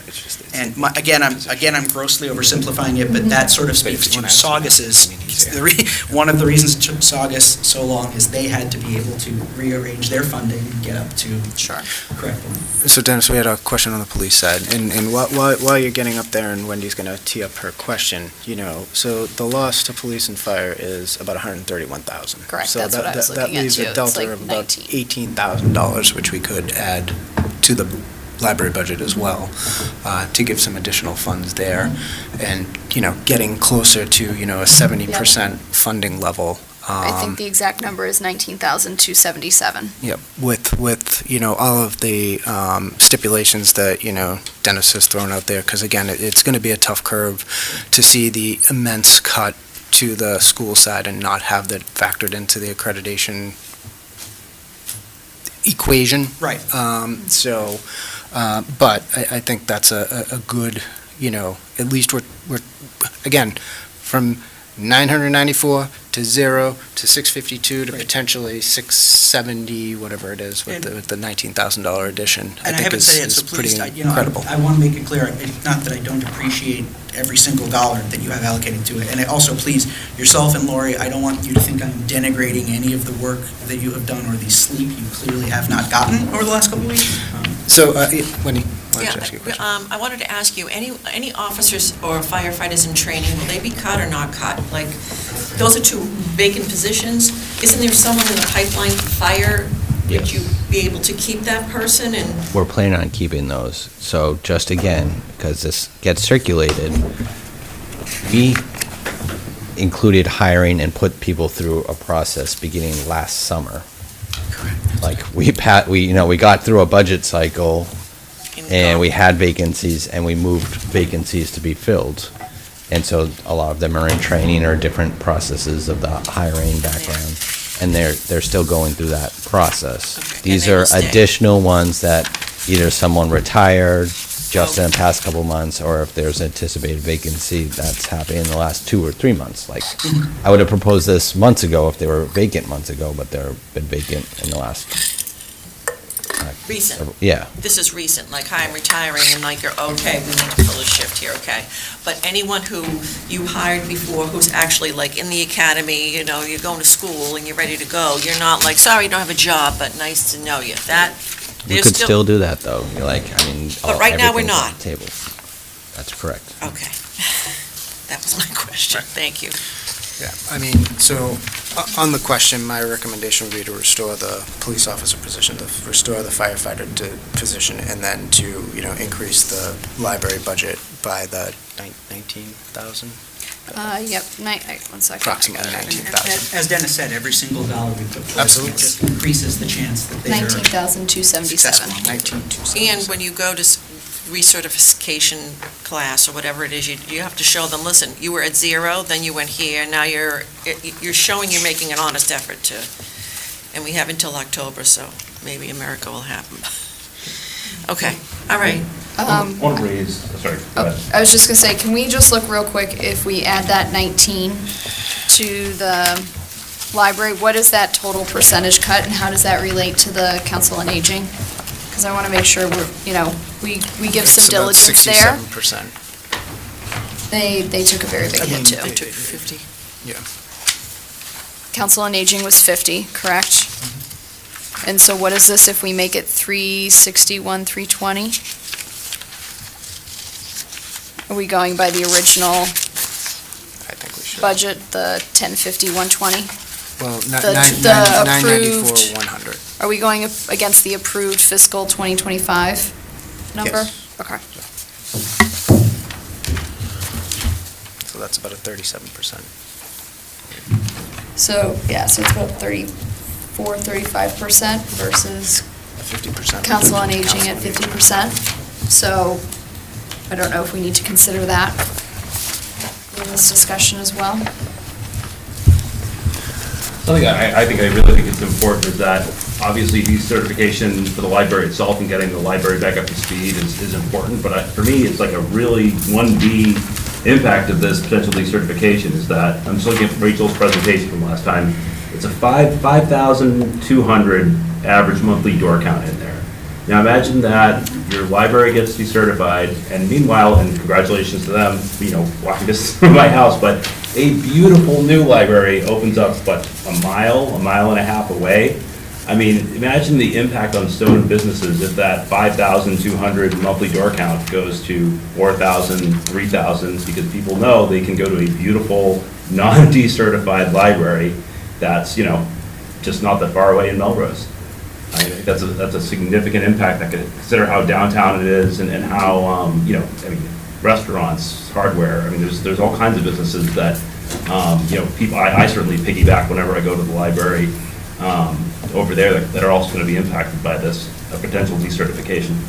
No, I don't want to give any other town leaders any ideas, but, again, they would have to agree to sort of lend to individuals that aren't residents of that particular town, that aren't, so. Yeah, you could go there, you could, sit and read a book and things like that, but, practically being able to borrow is a whole nother. As someone who's borrowed, and this is someone who uses Stoneham a lot, I've borrowed books from Woburn, Reading, my wife and I as folks, love the library, we love to see all kinds of libraries and bring our kids there.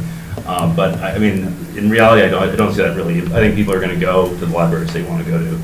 No, but what Mike's saying is you can check those books out because we're part of the Noble system now. Yeah. And regardless, we're talking about using the you're Noble. saying is that it is, So you could go, but you may not be able to check things out, or maybe they'd be willing to still. So it's actually even worse than what you described. Yeah, I was thinking.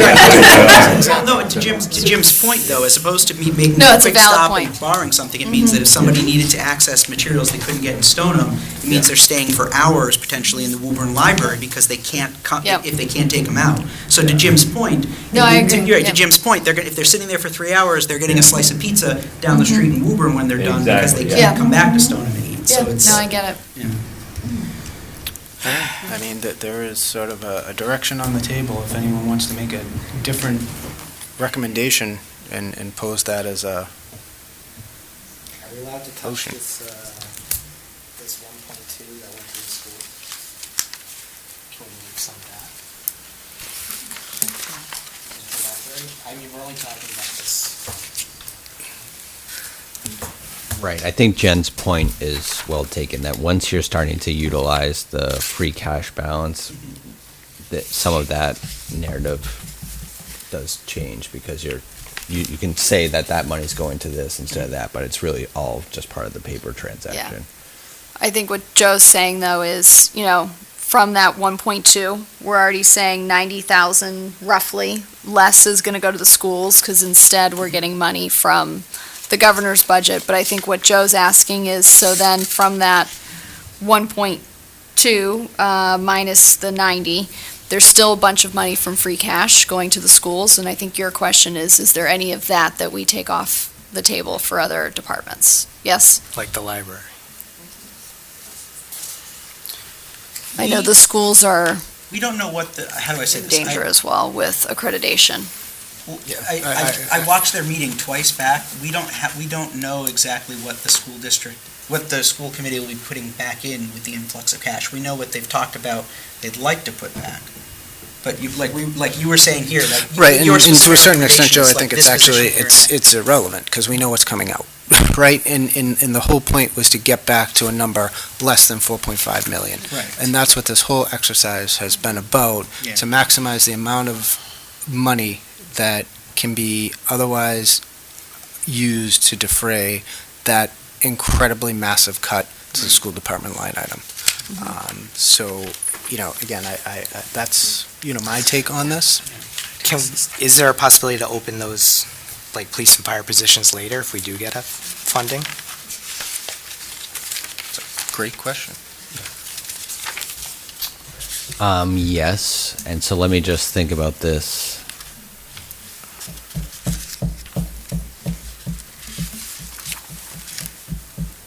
So there's two ways of thinking about that. Do we maintain the same budget?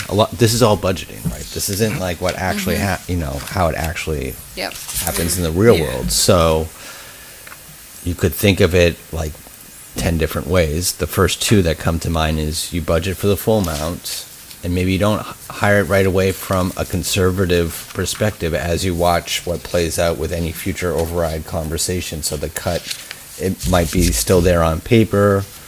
Maybe you don't hire right away until you understand how an override vote plays out, so you know what the situation might look like in a subsequent year. You could try to do something, and starts being like, either do it or you don't do it, in my opinion, because what you end up doing is, do you say we're filling 50% of these positions and we'll hire them in January, but then the world could be different in January, so you could put in half of it and say that they're going to start in January, but you still know it takes a year to hire them and go through the process anyways, so... Are you saying then, it's like if we were to allocate, let's say, if we were to allocate the funds towards the police and fire position, but they're not, it's like, we're almost, like we're saying, we're not necessarily going to be spending that money because there's going to be the process to find those individuals, bring them in, versus knowing. Right, I don't know how to finish that it's thought kind correctly, of, I would find it just challenging, because then you're compounding the issue next year, I think that because you're just trying gets to too add messy. half of a position in. I think it's too messy. I don't think it's worth doing, and it starts kind of getting into too much of a shell game, for lack of a better way to phrase it. But we have to be fair that if we end up in a budget shortfall because our revenue estimates are off or our expenditures are that's what happens That's anyways. what's happened. We're already going to be there yeah. Wait, so let me ask this, maybe, I think I got the other half in my head. So if we did decide to allocate those funds towards the police and the fire positions, what is and I'm not asking you to speak for the chiefs, but in general, we're talking about, would that mean that someone would potentially be put through the various academies and they'd begin the process? They post the position. We would post the position. But it wouldn't necessarily mean that, I guess, how do I say this the right way? If we go that way and things do change drastically in the fall, would we have actually expended a significant amount of that money that couldn't be pulled back if things did change? Because the reason I ask that is because if we did allocate that money instead towards the library, we know that money would be spent, or at least spent in such a way that the library would then be forced to then probably cut positions and funding and hours, because how do I say this? If this is the amount of money, we know the library would spend it right now to maintain operations. What you're saying is if we put it to police and fire, is there a chance that some of that money wouldn't have been expended if the situation does change? Or no? You could think of it that way. I would never make that argument necessarily as the strongest case of why you're choosing a police position versus another, or any other position, like the timing of the spending. It's probably more of town priorities versus the timing of the spending from July 1st to November or whatever. I mean, speaking myself, I would hate to cut the library on the promise of maybe hiring someone, but maybe it takes another 6 months and another year, and then, money's sitting in an account somewhere, quote unquote sitting, I know it's not actually sitting in an account, but then, we've actually cut the library in that scenario. And I mean, I realize that that's hard to predict, and I realize that that's a lot of particulars there, but that would be mine.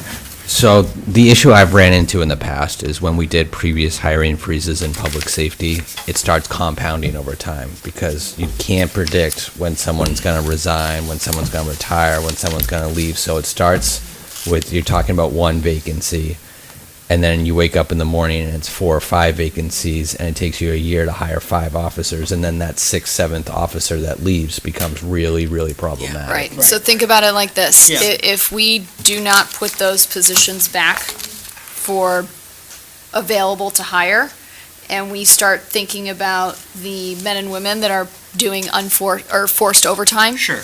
And if you're doing forced overtime and your department is not even looking for relief, how likely are you to stick it out? Sure. Versus if you're in forced overtime and you know that help is coming, you could be far more likely to stick around. The other great unknown in the next year or two is that they have talked about changes to civil service laws and lists and how many departments can sign off of a civil service list versus what percentage of hiring comes off of a non-civil service list. So and the authority of the chief and the appointing authority to allow for transfers or not is changing. So the marketplace in terms of officers moving from one department or another department is going to be a wholly different environment in the next 24 months. And That good or bad? depends on the town and That the. could take a while, too. Yeah, right. It could take a while for a person to move, Yeah. to stay on or move from the list.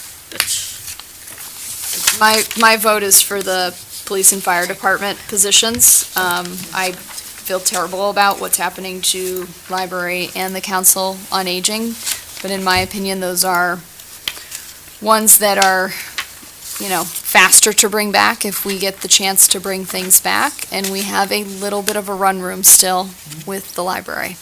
Well, and we've said it in the past, there are services that we have to provide. I get it. Yeah. There's no good choice here. I get it. Just since we're going down and we're cutting things too here, I did notice even in the revised thing, just two things sort of stood out at me, that the Finance Advisory Board operated, like dues and subscriptions wasn't zeroed out. I thought we had all sort of agreed. Zero it out. We were going to zero that out in line with all the other elected official stipends, as well as the Board of Assessors elected salaries, $3,600, that those should have been zeroed out as well. That would mean What's the account number there? I'm sorry. 3,600. 36. So that's another $4,100. Assessors 141. That's No. what You're looking at elected salaries, I was $33,600. looking for that. That's the part-time salary. I was looking for the number. No, that's the elected Board of Assessors. So that would cut all of their stipends, plus the select board, plus zero out our line item. It hasn't been cut down on this? Is that what It you're hasn't saying? been done in this, no. And So we could allocate that to And it needs to something? be, yes. Okay. So there's your So there's another council, $4,100 those for if you council want, on aging. Give them something. if you wanted to give, yep. I would give the council on aging that, because they've been cut 50%, so it's not perfect, but It's something. it's something.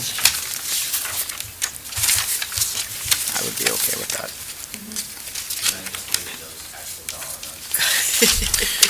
So from Finance Advisory Board, $500. It's 131, line 131. Yes, thank you for saying that. And then line 141, elected salaries, Board of Assessors, $3,600. And then again, that puts all elected stipends, again, I understand ours technically isn't a stipend, but it's all sort of. We compare. Allocation, $500 makes a difference. Allocations that, because they're all contemplated in one of the warrant articles, so that would reduce, I believe it's warrant article 3 or 4 to just the town clerk's salary. I agree with that. And then that would increase, what is council on aging? It is, hold on, it is, there it is. 541. Yep, 541.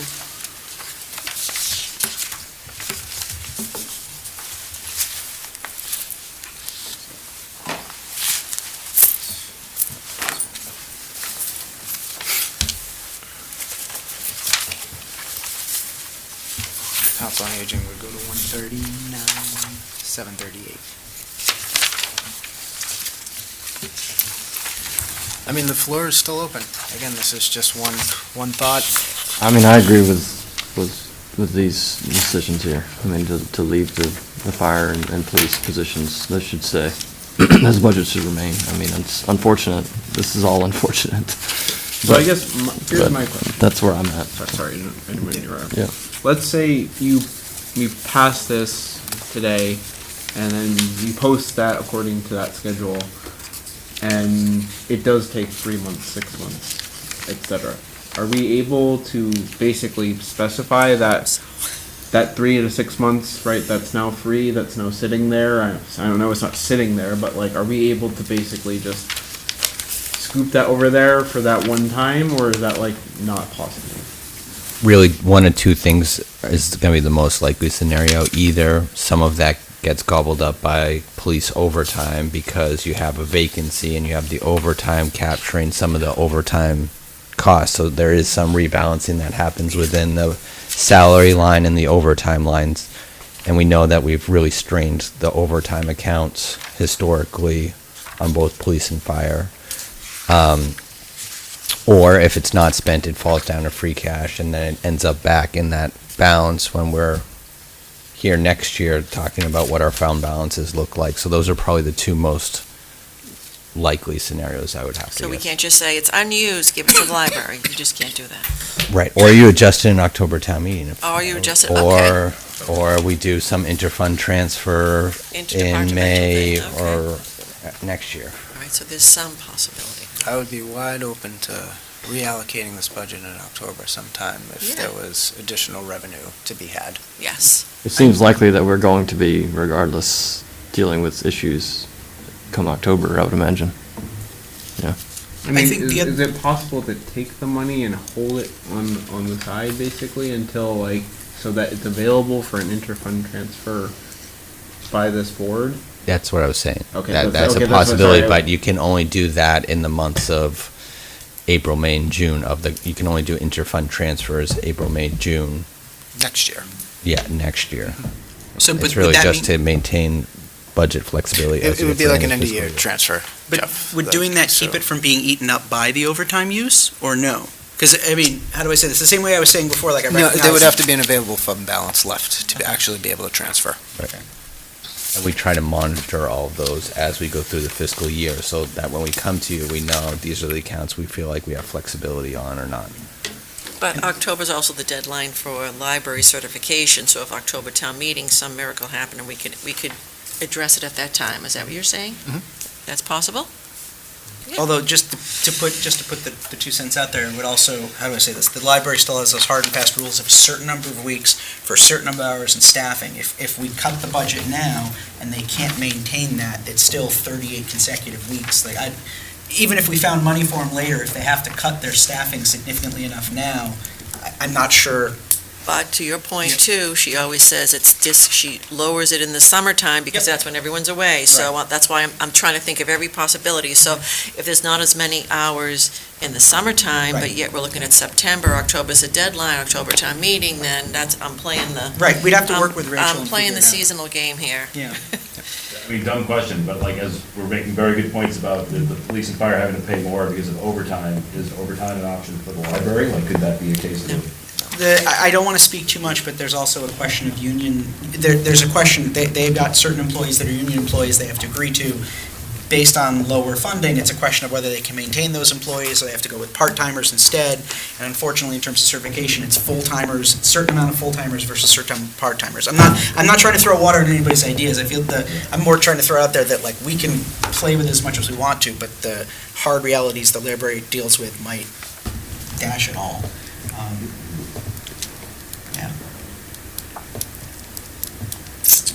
Additional thoughts, or the floor is still open? Just to be mindful that we still need to vote on at least 4 articles and finalize our recommendations tonight. Tonight is the last night for this.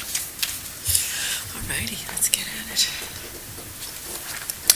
All right, does somebody want to make a motion relative to the revised budget with our Yeah, recommendations? I can do it. I've got it all So I'm written gonna here. turn the camera to Jen. I don't have those You're a numbers. superstar, girl. I gotcha. You're a superstar.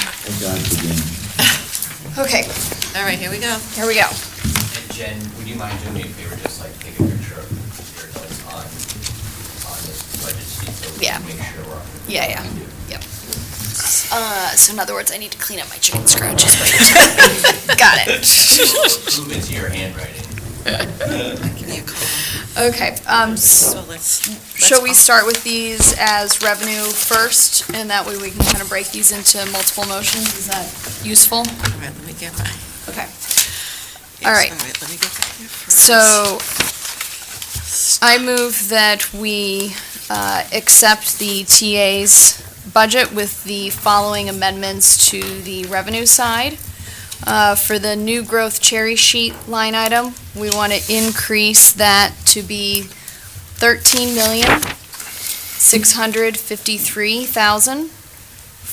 $13,653,446. And the new growth line to $960,000 even. Do you want me to do the assessment part here too? Okay, and the assessments offset line to $4,839,118. I had 98, 18, okay. What do you have? 98, but I could be wrong. I'm wrong, so 18. Let me just check. You're right, no problem. 4839. Am I incorrect? No, you're right, go. Okay. Go. Okay.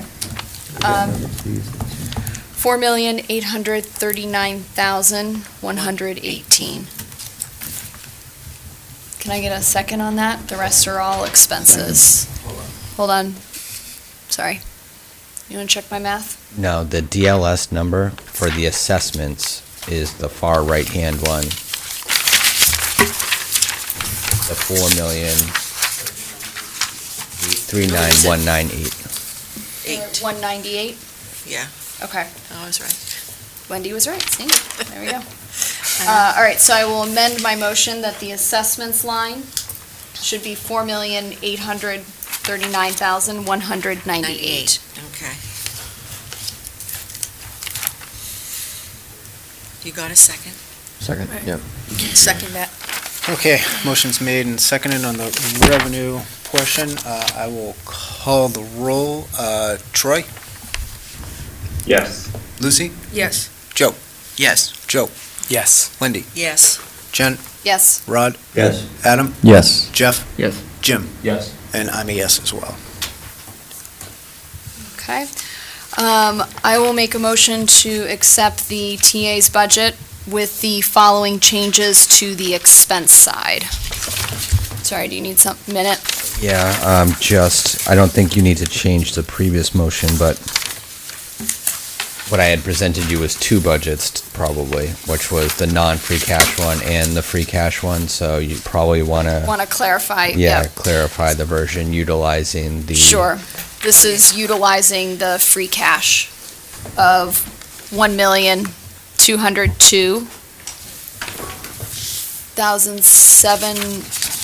$1,202,702. Yes. 202,702. And just procedurally, we don't need to vote between the two versions, right? We're building in by the fact that we're using that one, we're saying we're using. Okay, Yep, yeah, yep. yeah. So we're just, clarifying Fine, that the previous motion included the free cash movement of $1,202,702. Okay. All right, so, motion to approve the TA's budget, again, utilizing the previous revenue changes to make the following changes on the expense side. Finance and Advisory Board line item to $0. The assessors elected, or do I need to do it by the whole level? Sorry, hold on. The elected salaries to $0. The police budget total to be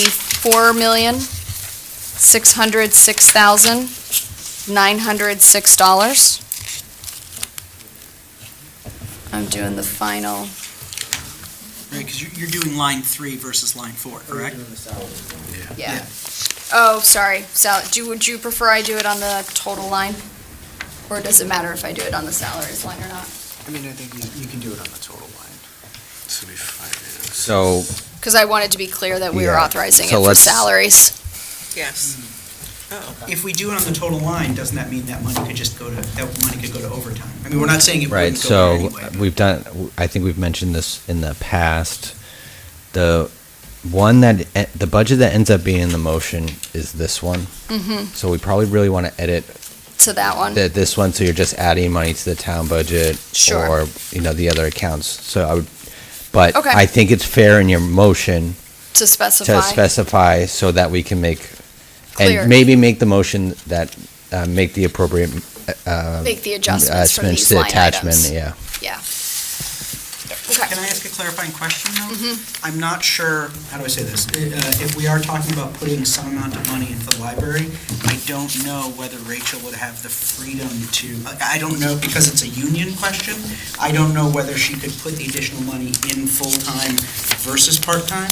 So whereas I fully agree with the understanding that we're trying to say we want I think this there's a money. line for libraries that's called other salaries, which is the third line down, and So, but I guess the question I would have then Okay. is if we said it was gonna go to other I salaries. was gonna put it to the library total budget because I don't wanna assume where she would wanna Okay.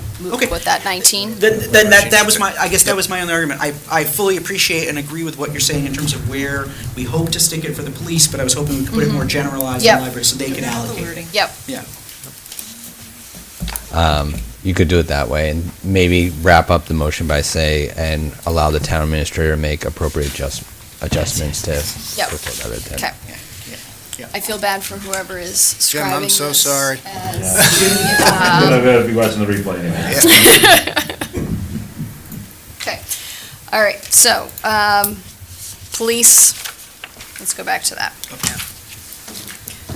All right, so we were going to increase the police salary line item adjustment to $4,606,906. Increase the firefighters' total salary line item to $4,765,077.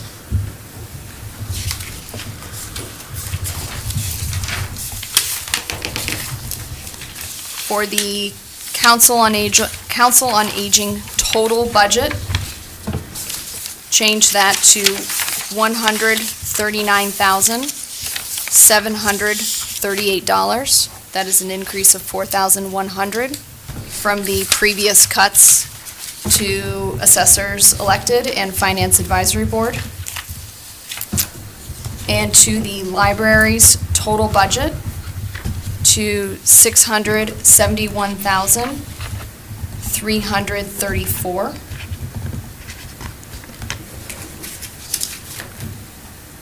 So, hold on, I need a moment, I have to tally all these together so I can give you the town budget.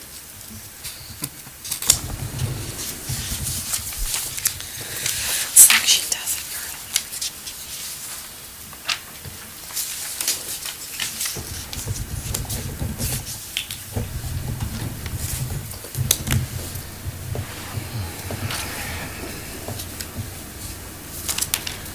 Dennis, do you want just the total lines, or do you want the net changes that I'm asking for to the town budget? The net change for that cover page, I guess. The net change, okay, You want to say it's positive.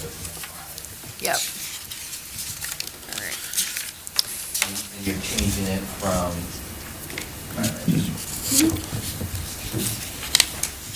We're talking about, So you'd be taking this 19 number. yeah, this one right here. That's what you'd be adding to Yeah. that. Yeah, okay.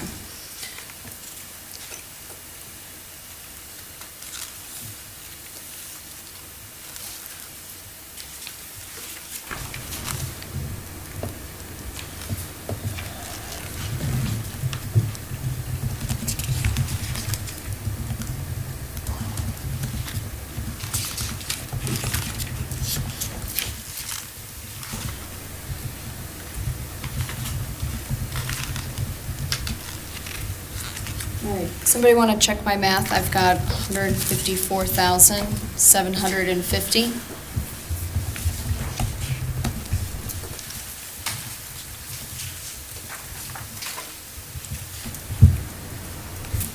That's right, because we were dealing with 150 Because we were dealing 650. with 150, 650, plus 4,100. plus 4,100, plus 500. That was included in 4,100. It was 3,600 plus. Or Oh, 30 yes, by yes, five, yes, So 41 yep. total. Yep, okay. So we're good there. Okay. So the Finance Advisory Board recommends those following changes to the town budget. So we authorize the TA to make those adjustments accordingly. So the new town budget expenditure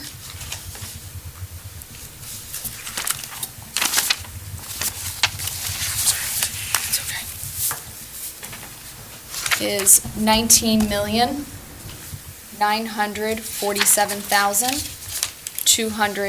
$19,947,236.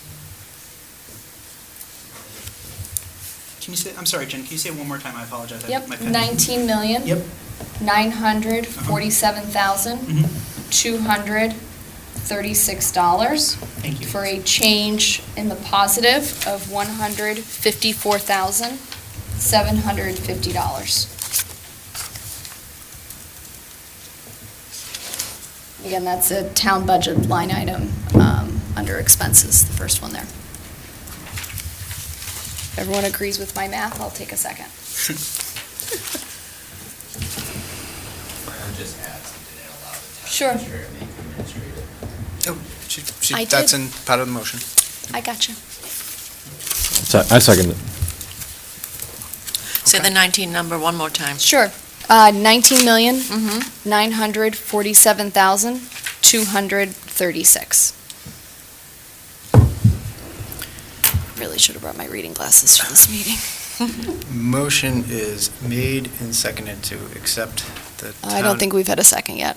Oh, No, Adam said- seconded by Adam. Great, thanks, Adam. The town administrator's revised budget, including the reserve free cash transfer. Yep, free cash And transfer. amended per the motion, for a new total of 19,900. Nope, 19 million. 19,947,236 dollars. I will call the roll. Troy? Yes. Lucy? Yes. Joe? Yes. Joe? Wendy? Yes. Jen? Yes. Rod? Yes. Adam? Yes. Jeff? Jim? Yes. And I'm a yes as well.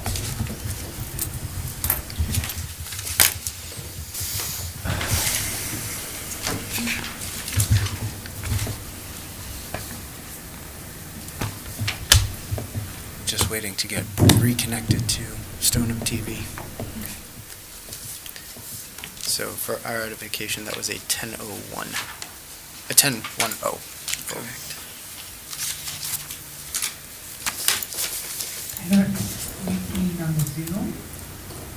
Yes, yeah, I got kicked out. Well, in my, it's the Wi-Fi. I don't know if anybody has like block on someone's phone or something, but it's the Wi-Fi. I'm back. He's back. I've tried the hotspots. The hotspots don't work in here either. Okay, Sealed. so we will come back to our, I guess, you know what, while we're on it, do we want to craft our recommendation on the budget since we just finished it? So let's do it. All right, I am going to share my screen.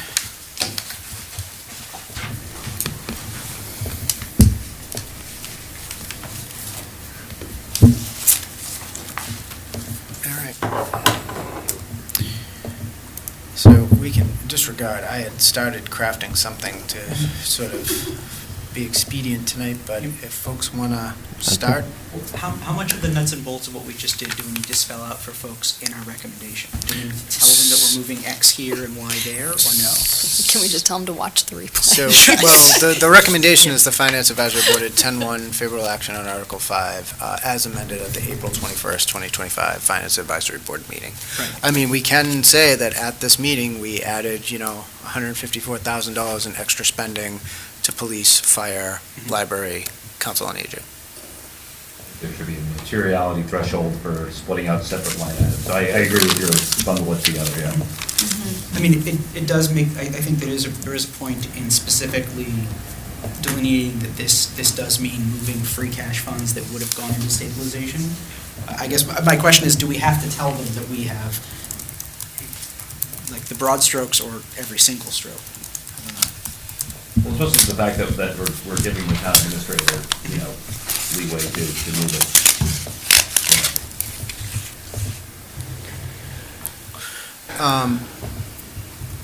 I think we can be broad, but we can also be detailed in certain respects. I would say, we approved a balanced budget, a budget that's balanced with anticipated revenue. That is true. What did you already write, Mike? You're looking like right here, right now. I'll bring this up, but in a moment. Okay. Just as a question, how do I say this? Do we have to own the funding for the library and the council on aging? Like, does that mean that we are saying we recommend a percentage cut to the council on aging and? No, because the official article is based on that top sheet that Okay. just said we gave the town the ability to spend $154,750 more. We made suggestions to the TA as to where we would like to see that go. Okay. But that's not technically the article.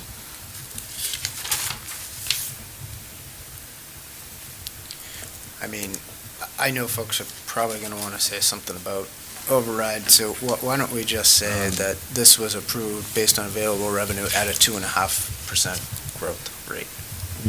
Sorry, say that again, Mike? Well, I'll see it. I'll see it in a minute when you write it. Well, it's, I would just say the tax levy alone, because really the budget year over year is going to change more than 2.5%. I just don't want Tax that levy, number that makes being sense. confused. yep.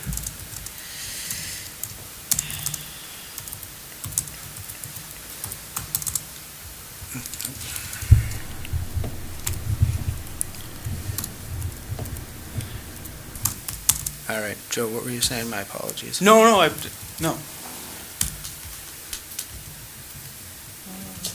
True. Rod? 100% true.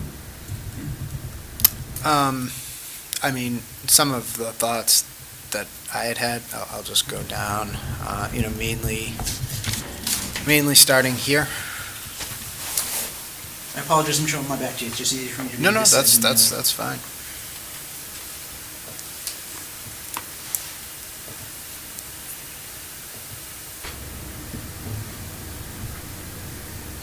Probably take out police and fire at this point.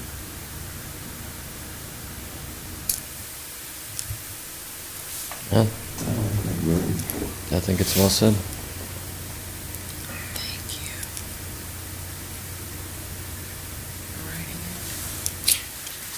I know this gets at, do we want to take out police and fire now that we've sort of, they're always taking cuts, I get it, but we did restore everything that had been originally anticipated in this budget. Or is there still the desire to lump them in with the library, the schools, council on aging? Is there a way to, and I don't know what's allowed in there, but there is a point where when you're not funding at optimal levels where you're going to incur more costs. Is there a way to put that in there? Oh, yeah. Does that make sense? Because Yep, I yeah. feel like they should understand that if we don't have an override, this gets to be irresponsible for Yes. optimal function of the town, like DPW, other departments, when they're defunded to a point where they can't function optimally, it will cost the town more money, potentially. So, do you think we should add that after, or because it was starting to get here, like additional devastating cuts fiscal year 27, 28, 29. I don't know how to say it. I figured you know. I don't know how to say it. Like, I'm thinking a couple. Certification I'm thinking a is couple of still in things, but first, we should highlight the public works is losing. They had positions that we had previously reduced before we even got to this meeting Right. today. Because we still have, And then the machine, We or should is it just the? name every department. the other thing is that what's really driving the strain is the increase in costs, associated with education and other departments, straining the department's ability to sustain service levels over a period of time, and now seeing the impacts of declining service levels because of competing cost increases, something along those lines. But like emergency repairs will cost us more if we have Right. to get an outside contractor versus our own people. Is there a way of saying what you're trying to, sorry, I realize I'm not talking to the mic, is there a way of saying what you want to say, Joe, and saying, like, we list out those departments that are being cut now, and we're saying, like, this is what we had to do now, just because police, fire, et cetera, is not on this list, it's not, well, no, I don't want to get speculative either, no, I don't want to do No, that. I think I just threw it out there to see if someone had a one-sentence way to say that. Oh, no, I've got a 3-sentence way, that's my problem. But the budget's not, I mean, you said it there. Yeah, It's also going to cost us more in the future, potentially. Like, we're incurring costs in other places. Police overtime was one of them, right? Like,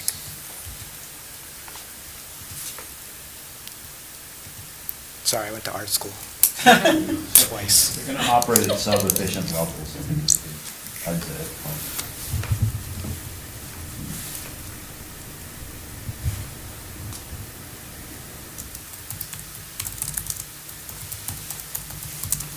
What did you just say, Jim? They said they are going to operate at sub-efficient levels.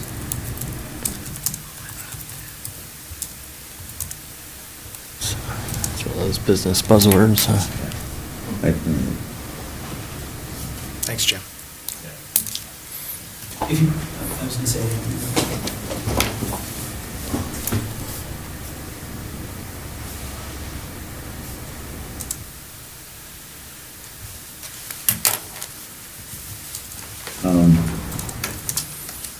Do you want to include anything A on lot the of our departments have already non-contribution absorbed to the stabilization cuts as well? over the years that have continued on.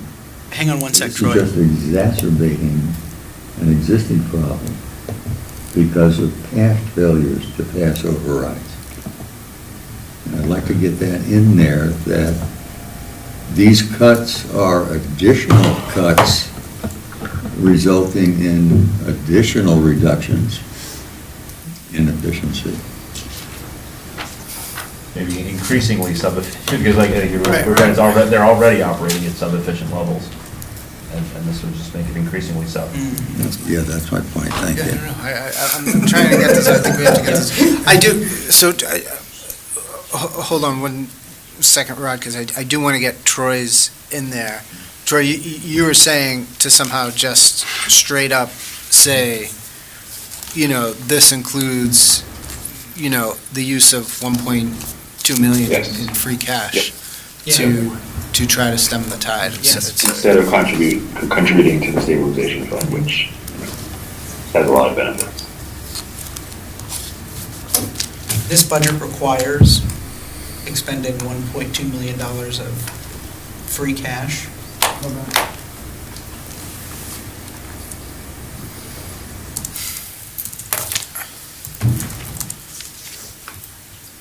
That would otherwise be used to, for stabilization. fund. Yeah, go ahead, The Jess. expenditure of the expenditure of $1.2 million in free cash, right, it is 1 point, well, I'm sorry, no, or do you want me to be No. more specific? It's not 1.2, it's, It's 1.2.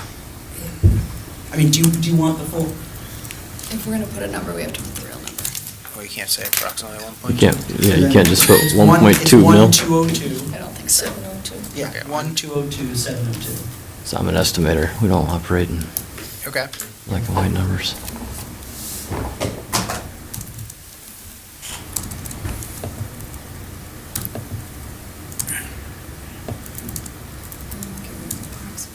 Yep.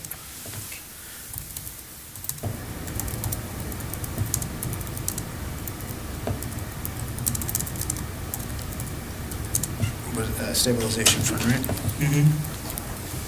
Dennis, it's just the stabilization fund for the 1,202? Yes, that was going to be. That was going to be Yeah. deposited. Because we're basically telling them we're spending tomorrow's money today here, people. That's what we're saying. Yes.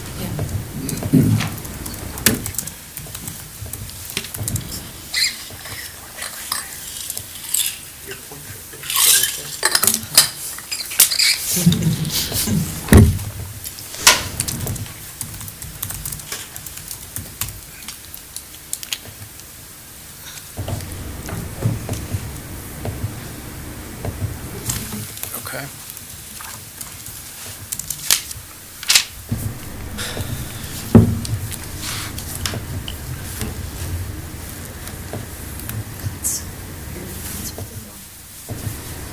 This budget will require, right where your cursor's thinking. Yep. When we say reductions, since we say cuts a lot, I say cuts a lot. Sure. Right, because I mean, some of the departments still have like office supply. There are lines that are cut that might not be that might be.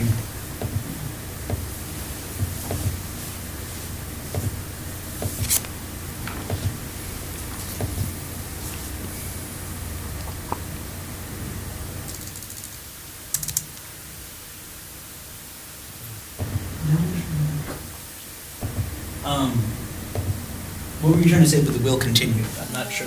Yeah, so it's without additional revenue, these cuts will span all of fiscal 2026 and will continue with further, instead of additional, further. Because we're trying to say that these are based on math, where we're not bringing enough in. So we're saying these cuts will be. I think you could just get rid of and will continue. Not additionally. Oh, yeah. I see what you're saying.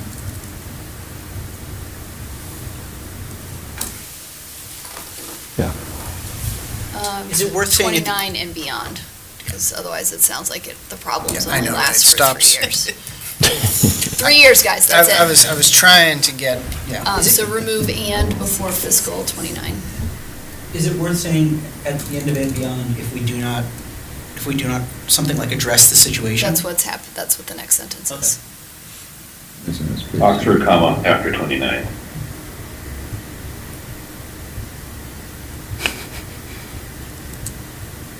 Oh, I see what you're saying. I gotcha.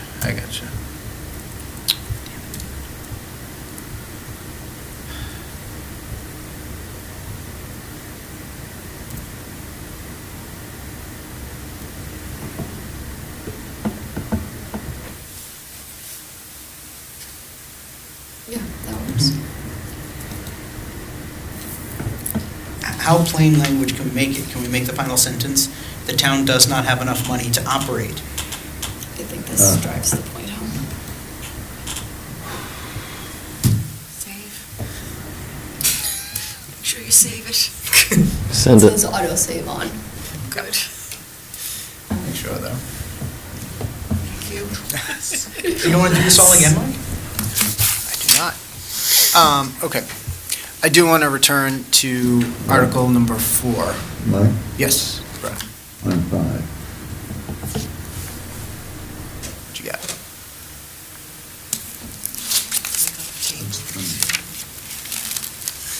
Rod's. Doesn't capture the fact that we've already had to reduce town services. And this is going to be further significant reductions in town services. Not just, this is cuts. This is additional cuts. I see what you're saying. Okay, so this budget We're already operating sub-efficient. Right. You're saying, like, start that sentence where it says this budget, saying something on the order of, Yeah. this continues the budget will pattern. This- require Right. additional reductions to virtually every department, resulting in further reductions in operations at sub-efficient levels. At the end of the day, what I think we're trying to get across is if there isn't another override, if there isn't a past override, we will lose the library. We haven't lost the library this year, but Right. we will lose the library. We will lose the senior center. We will lose. There will be things that just go poof.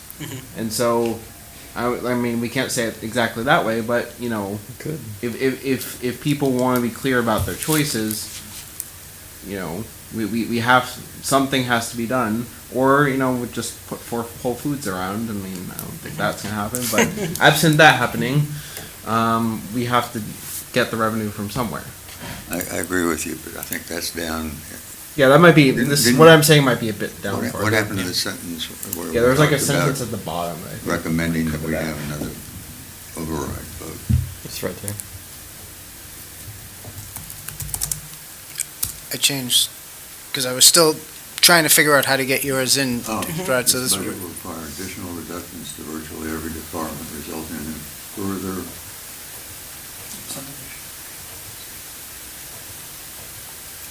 Right, you're saying we're already at we're going even further sub-efficient. resulting in lower sub-efficient operating levels.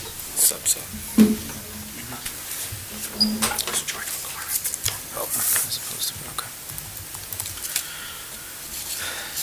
Okay. Here's the thing about the,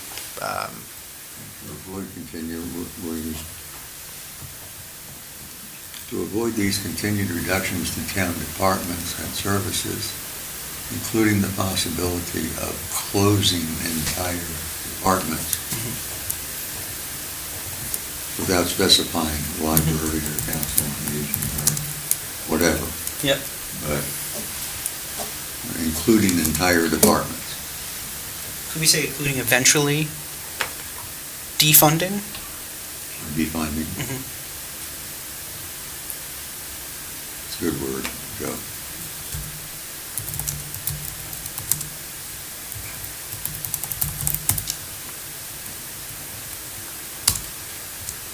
Thank you.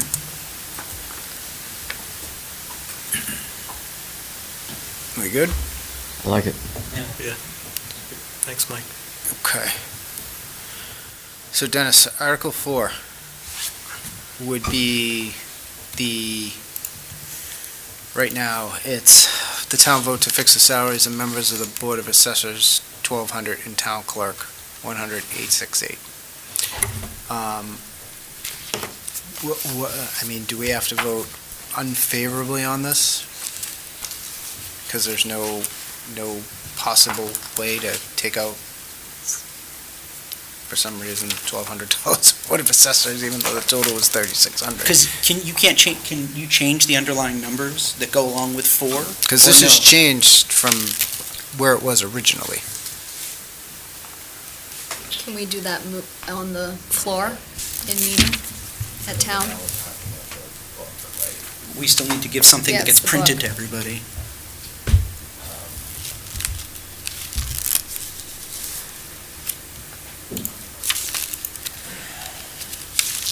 I mean, we could say vote. So we could edit I might have to call Attorney Galvin, but I think we could probably edit the motion so it has the reduced dollar amounts, right? So the motion will read the dollar amounts that are in the budget. So it would be 000 and then the Yeah, town clerk. Right.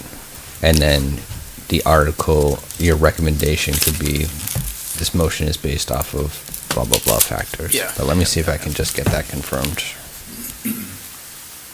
Well, we don't have any, I mean, unless he's going to answer you now. I said unless he's going to answer you now. We'd need to agree to another meeting prior to the 28th. If we Yeah, didn't vote on there's it no. tonight. No, that's what I'm saying is. He's gonna see if he can get him. Let's go to another article and Yeah, we'll come let's go back. to another one. All right. He's gonna so- phone a friend. So, so we did table Article 8. Article 8 is, now we need Dennis for this, because this is the maximum amount, the revolving funds. Do you want me to call Dennis? Let's go to the next one. Can we do another one? Yep, so Article I'm trying to pull up 10, all the okay, Article articles. 10, yes, we can, I'm offline again. I'm coming back up. I got it. All work. It's the signed warrant. Article 10 is that the town vote to accept MGL Chapter 59, Section 5C and a half. So this is the real estate exemptions for taxpayers who are granted personal exemptions. Personal exemptions. Yeah. Isn't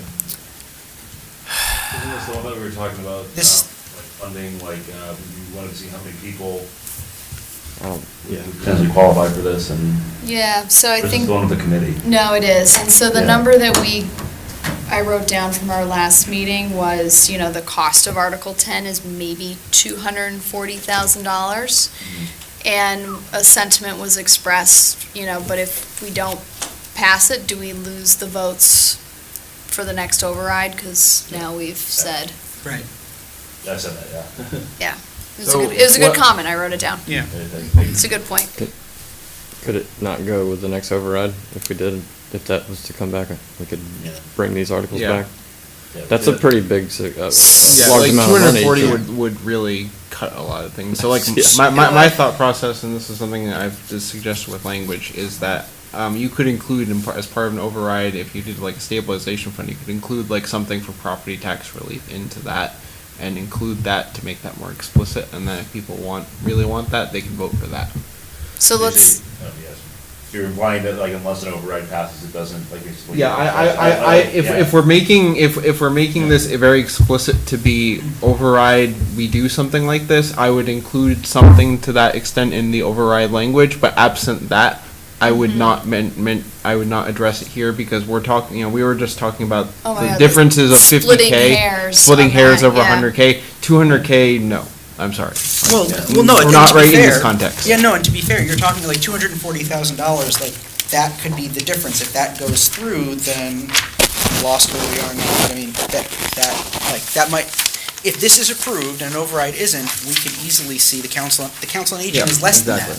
This could get passed, So- and we, so Yeah. here you go, to Yeah. put it in perspective, all the shenanigans that we just went through right, was for $154,750. yes. So, what article is this? What number? Article 10. So I move for, We're on Article I move 10. for unfavorable action on Article 10.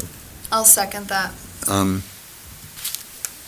We can't amend it or anything, we attach it with We the. can, we can. No, but we can put something. We can We put can an make that explanation note on it. here, that Yeah. we'd be happy to bring this back, should an override vote come back Can on we the discuss table. this for a section? Yeah. Mike, do I need to go hit the no button? I think we Yes. should recommend complying with Massachusetts general laws. This is not about complying or Wait, not wait, wait, complying. wait. See if the town will vote to accept Massachusetts general laws, And I think that we should recommend that, and we should note that if this is approved, this will result in essentially $250,000, $240,000 in reduction of town revenue, which will mean It's possible. another $240,000 in cuts to town services.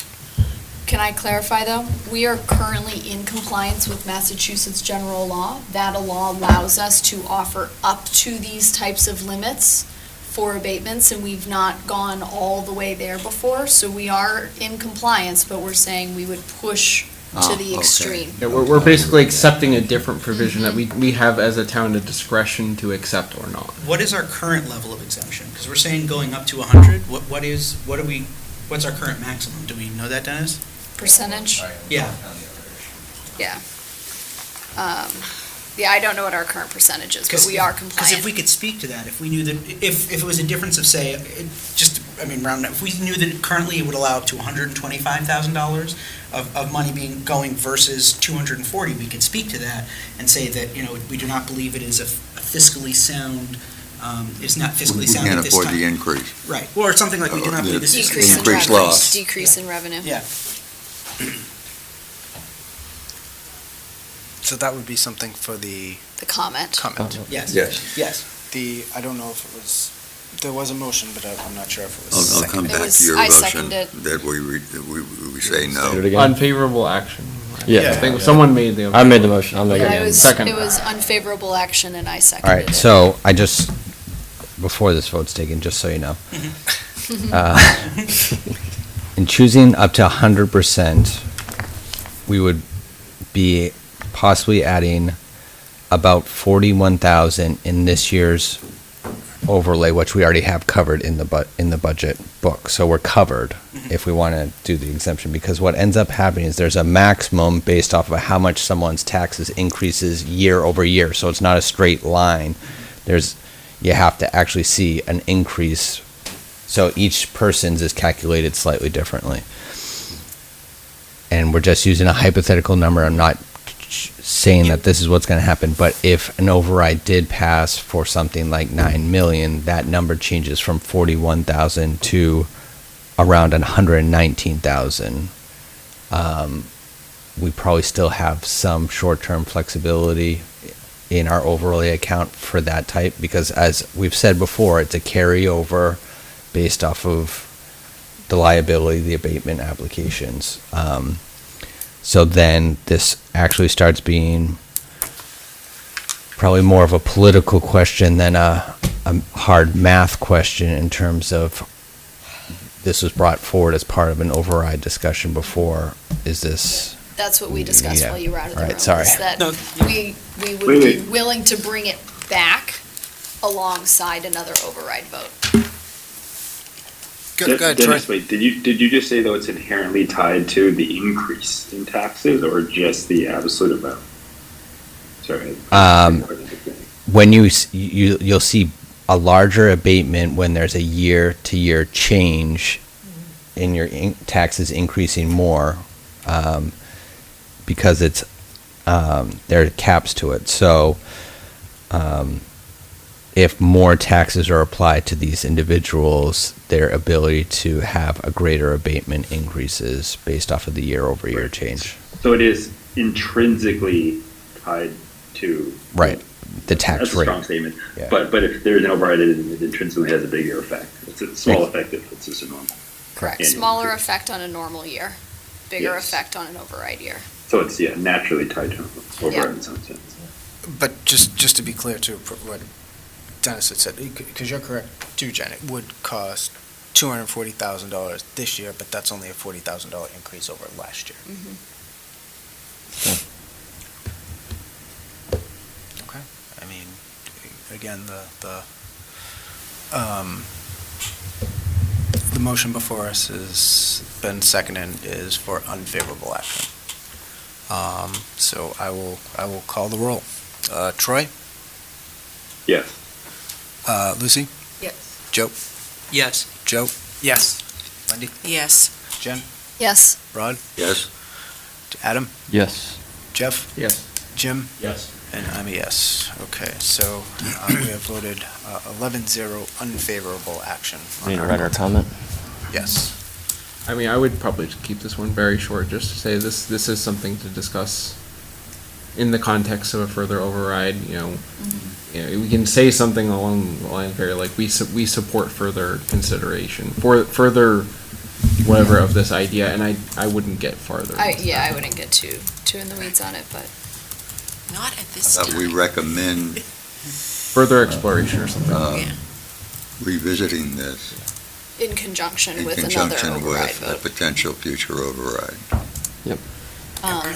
Yeah, because any loss of revenue is not affordable at this point. Okay, so timeout, because I just realized you guys can't see anything that I'm doing right now, so That's just all give me 1 second. Sure. I bet it's perfect. It's not, he deleted It's everything not, I and hasn't deleted written it. He anything lost down. He's scrambling. He lost his whole sheet right now. He's like, oh my god. While he's typing, is it not in Massachusetts bylaws to do a pass into ChatGPT of these things to polish? I mean, I would have done it like 5 minutes earlier. No kidding, but yeah, I'm needing. All right, so we were saying recommends further discussion or further Recommends, further consideration? Recommends Or reconsidering reconsideration. this. Yeah. Alongside another override vote, Yes. as the town cannot afford any loss of revenue at this juncture.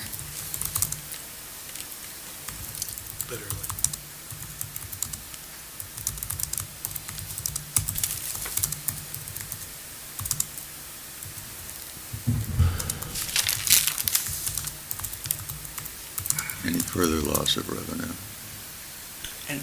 Mike, I hate to be pedantic, but it's 11, oh, so wait. And I would take the first further out, or the word reconsidering. Just to be clear, we voted unfavorable action, right? Correct. Yep. So it says favorable action in your language there. Yep. Thank you.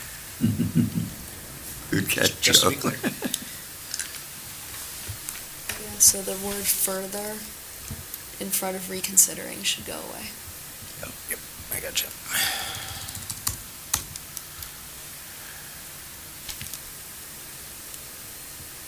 At this time, at this juncture? what did we At this say? time, without such, I said at this juncture.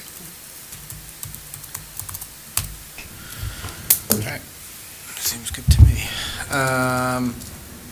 we had a question, didn't we, on 8 for Dennis while he had stepped out? Yes, we can go back to 8. So Article 8. Back to 8. 8 was the revolving fund question, right? Yeah. We'll get there. Yes. Dennis, do we have any new numbers on the revolving funds? No, we're keeping them as is. I think I circulated an email that had the table about how they work. So there was a question about the recreation one in particular, since we're going to be utilizing some of that for salaries. So we think we have flexibility within the current limit to tap into that for partly for salaries. If we run into a scenario where he runs more programs than anticipated, there's multiple ways we can change that limit, and there's the two most prominent ways are first adjusting an October town meeting, but the law also allows it to be changed by a vote of both the Finance Advisory Board and the Select Board. So if we needed to change it, or he was going to propose additional programming, we would come before this board, get that limit changed, and then go to the Select Board. And we did this about a year and a half ago with the health revolving fund at one point. So. Oh, that's right, I remember that, yeah. But what you're saying is that we don't need to make a change here now. We can stick with this and deal with that down the line. So, If it becomes an issue. So, and just to be clear, the rec revolving fund is 200,000, the Farmer Markets Committee is 20,000, the Council on Aging Director's revolving fund is 85,000, and the Health Director's revolving fund is 35,000. There's more. 100,000. Energy. Yep. Oh, Energy for yep, 100,000. Yep, here we are. Outreach, Stoneham Coalition, 20, 300th Committee, 20.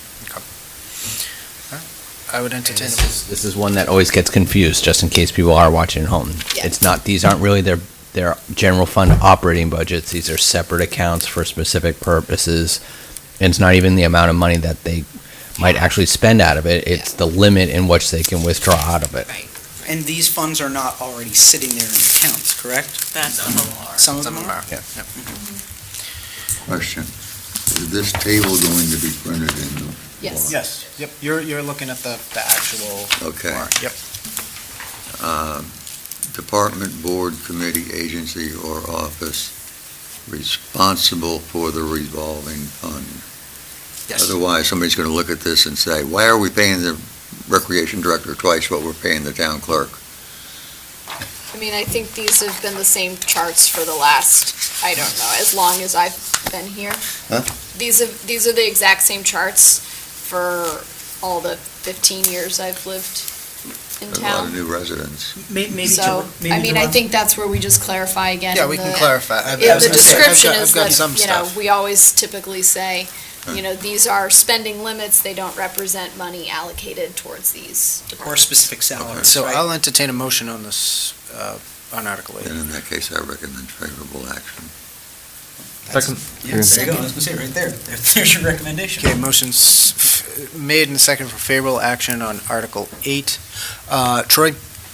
Yes. Lucy? Yes. Joe? Yes? Joe? Yes. Wendy? Yes. Jen? Yes. Rod? Yes. Adam? Yes. Jeff? Yes. Jim? Yes. And I'm a yes as well. Okay, now to Rod's point. So description, I just copied some of the stuff from previous years. The article establishes the FY26 revolving fund spending limits. I don't know that we can say it's the same as last year. I think Specifically, the 300th committee, we had upped it last year because there was thought that we would have money from the state to spend out of that account, and so now it's back down to 20.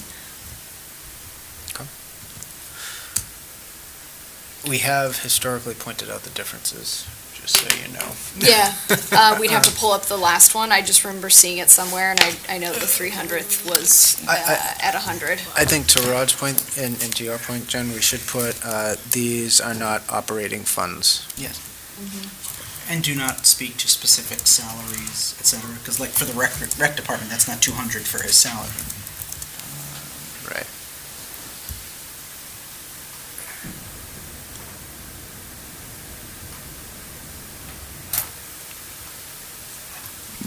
Is the total actually then going to be less than the FY '25 number?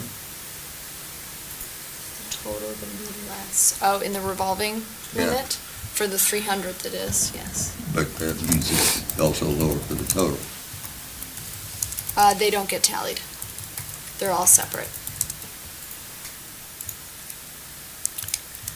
Okay. So, Okay. for instance, Then I can't add the comment I wanted to add. yeah, so for instance, the 300th fund, we've deposited money in there through fundraising of certain, like selling commemorative coins and such. And so as we sell coins, we deposit the money there, and then as we have expenses for the committee, we can take money out that we've generated in fundraising, things like that.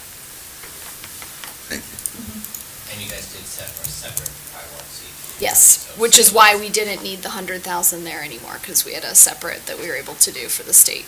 Jen, if you recall, was it maybe in October that we upped it? I did a look, and if I'm looking at the I right don't know. version of the document. It could have been October, because there was a period of time where we thought we were going to need it in order to receive money from the state. Right, unless I'm looking at the wrong document, it looks like the 20,000 is the same number that was approved at the May. It may. It very likely And could I have been compared amended in the numbers are the October. same, so I feel like there's a way we could have the line that Mike had there before and say that the numbers are, we could say something like, the numbers presented here are the same as the numbers presented at the. Can we find the October? I just pulled it up, again, I don't presume that, it's the Stoneham, Dennis, can I just show you this, and you tell me if this is right or not? So No, I did- know, but I'm saying if we're going to say it's the same, we Well, should that's what I consider think I to pulled up, what's so currently I found this in link, force. warrant for town meeting, May 6, So, 2004. Rod, just to get to your I point, brought this up I did here, add and it's in, got- these are not town appropriated operating funds, and this yeah. article allows the designated department, board, committee, agency, or officer to expend these funds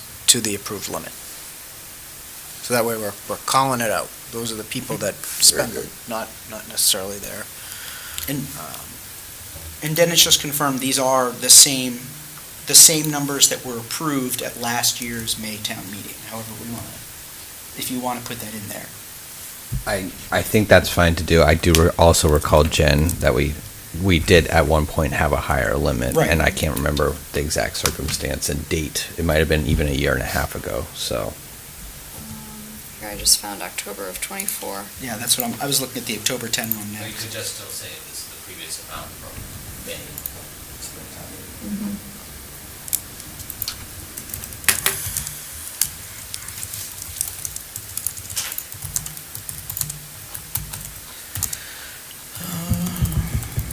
Established at the May 2024 town meeting.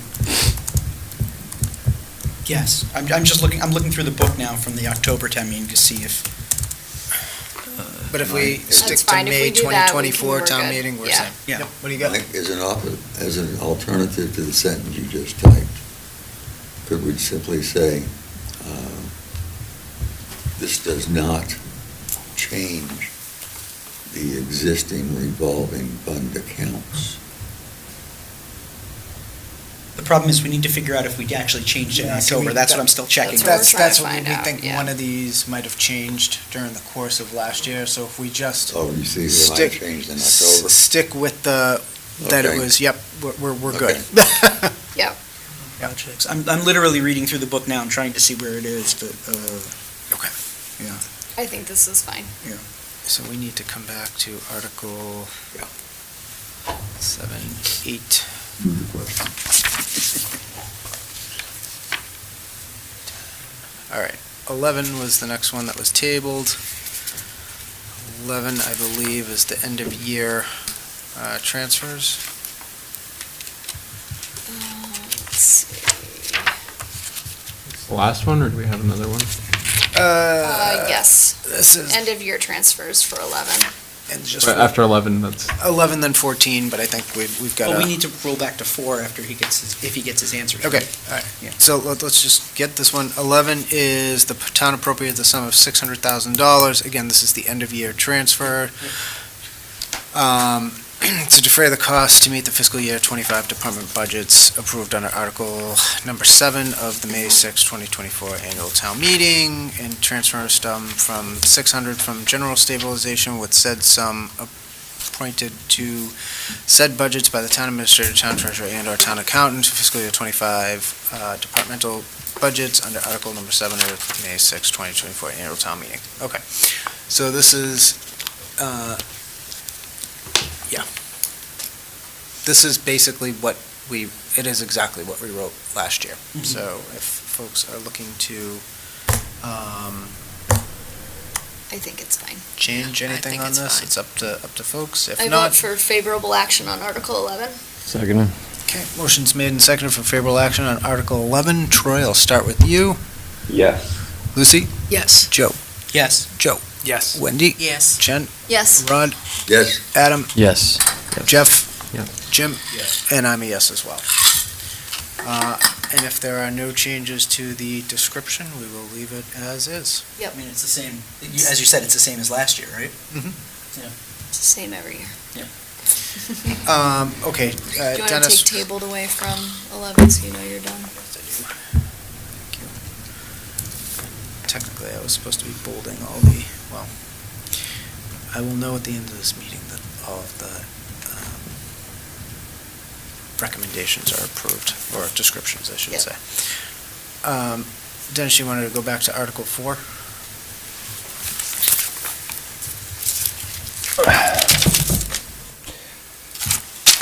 I probably rely on the town clerk way more than people realize, even at 9:20 at night, but she also pointed out that since the article didn't list the salaries, that the motion could just move, 0 for Board of Assessors, 0 for, so we won't change that. So your recommendation could still be, you should probably highlight the change in your recommendation. You can make recommend favorable action based off of those changes, if you wanted to do that. And I did speak to town council. So give me 1 second. Sorry, I'm just looking at Davis.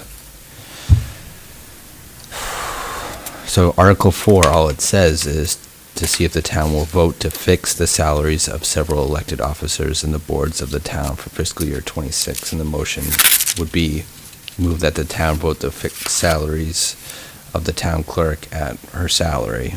But I think your description should really highlight the changes that's being recommended and brought before the select board. I mean, And then what would happen is if there was a debate, we would then have to go to, back when we got to the budget article, we would have to make motions to change the recommended budget based off of any change that happens at that level. Okay. So at this point, I would entertain a motion on Article 4. make a motion for favorable action on Article 4? Second. Okay, motion's made and seconded for favorable action on Article 4. Start on line. Troy? Yes. Lucy? Yes. Joe? Yes. Joe? Yes. Wendy? Yes. Jen? yes. Rod? yes. Adam? Yes. Jeff? Yes. Jim? Yes. And I'm a yes as well. Okay, so now we need to be descriptive. Can we just say, fixes the salaries for all elected officials other than the town clerk? I'd rather not call out what her salary is. I mean, I get that it's We do. public knowledge, We but do it. It's actually part of the project. it is, okay. It's in there, okay. Because it's 4 salaries, right? It's moderator, assessor, select board, and then the town clerk that are part of this, right?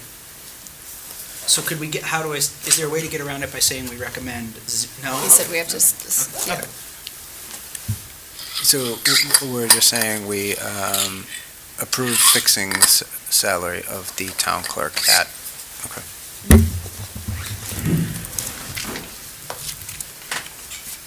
Sorry, you missed it.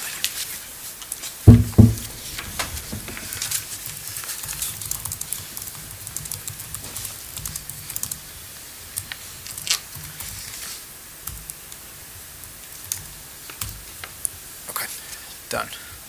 Do you need the number? I got it. Wait, so we don't And then need- I think we should say all other elected officials' salaries reduced to zero.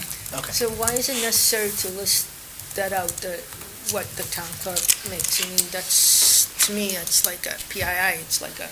No. No, private, no. No, because it's an elected position, it's like when, That's not the number. it's a I very, have. Yeah. 100. It's public information. Okay. Right? I agree with you, it feels weird, but Well, yeah. the town meeting that's setting the salary is what it's doing. yeah. Their vote tells you it's okay. We can add that she just answered the phone at 9:00 at night. That's fair. It's worth every penny. Got it. Got it. Okay. Elected official. Oh, I see here, these two. Yep. Got it. We really calling them salaries as opposed to stipends? Yeah, it is kind of stipends. I mean, we're currently It is a calling the stipend. $200 Why don't we call them salary. a salary stipend? Salary, yeah, I think it does say salary. Well, stupid question, but would it be a tax situation? Like you'd have to pay tax on the salary versus a stipend or? No, they're both taxable. Both taxable. One is considered earned wages though, and the other is not. Yeah, it was sure, yeah, obviously like for use as like town duties. Guess their taxes are going down besides Maria's stuff. If it matters or not, we called them salaries last year as well, so. How's that? Yeah, I think it's because it's earned wages versus not. All right. Our last one is number 14. 14 is the residency requirement. It's a citizen petition for residency requirements for the police and fire to increase the radius to 40 miles. Oh, yeah. So I think we were just waiting on So I thoughts sent from town the council. chair the legal opinion that even if this was passed, it wouldn't, you should, when you write your motion, you should probably write it pretty clearly, but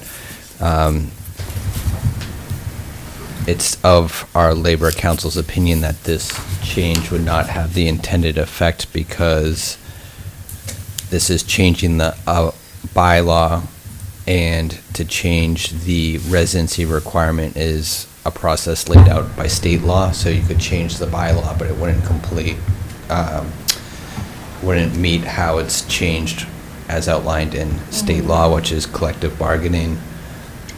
I've been communicating with the petitioner. I think the intent is trying to figure out a way to reach some sort of compromise outside of this town meeting process, but we can't promise it at this juncture. We're trying to work through it collaboratively on both sides. So the long and short of it, even if this was approved, it would be at odds with Mass General law, and where it really needs to be done is through collective bargaining. in the opinion of our town council. Okay. So then, to that matter, sorry, I'm not talking to Mike, does that mean then that we would need to vote unfavorable action on this one because? We don't need to do anything. Yeah, we haven't needed, we can vote favorable action if we want, we just. Yeah, well, I'm just thinking ahead, is like, say they collectively bargain and collective bargaining agrees on, you know, on a larger kind of radius, would this come into effect in play then, or? That's actually an interesting point if, Yeah, because we now have struck Right. Massachusetts general Yeah. law from the, I'm trying to think of actually the opposite scenario where state law would allow for a larger one, and we were doing the opposite, trying to strain it in within town meeting, right? I feel like we've dealt with that in the past where we've had to introduce an article like this because the underlying MGL has changed, right? I was thinking something differently, that if the town of Stoneham wanted to be more constraining, and if state law would allow that or not, but. So have you received a formal legal opinion that specifies this? Yes. So, given that, I would just say unfavorable action, because I'm not inclined to go against the town council on this, unless someone has a really strong, legal background that wants to, play with this, but, I would make a motion for unfavorable action. We also don't have to make a vote on this. It doesn't have a financial impact. Okay, but I'm also okay not. No, yeah. Yeah, I would No. say just. Yeah, I mean, we are, again, we have always argued we are finance and advisory. We can take positions on certain things that aren't necessarily wholly based on, financial. But I would not take favorable action. In this case, yeah, I would be okay if this board wanted to take no action. Okay. We're talking 14. Yes, Article 14. So if Do we have to vote to take no action, or? Yeah. Yes. If we do no action, does that prohibit us from doing a comment?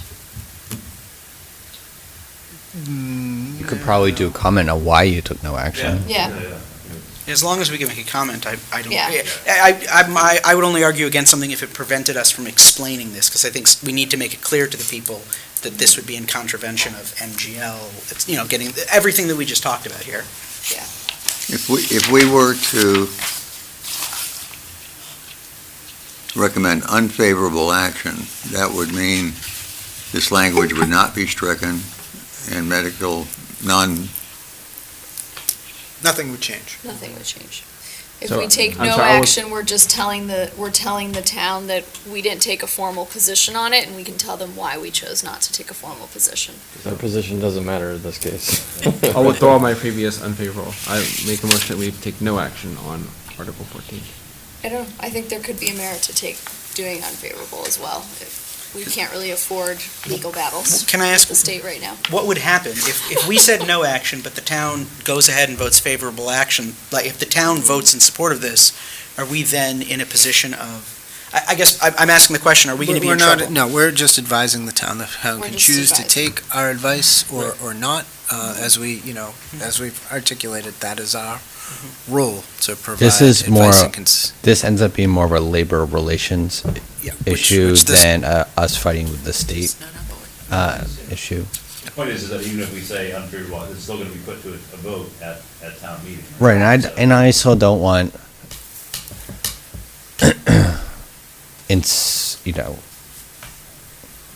because I still think there's an intent to try to improve the dynamic administratively, and I don't want to cause confusion that if you vote no, that this still bad can't thing. happen, or it's a Yeah, bad I don't thing, think we should get because. involved and let no action, the town. unfavorable means you're doing a judgment thing. No action is flat, nothing.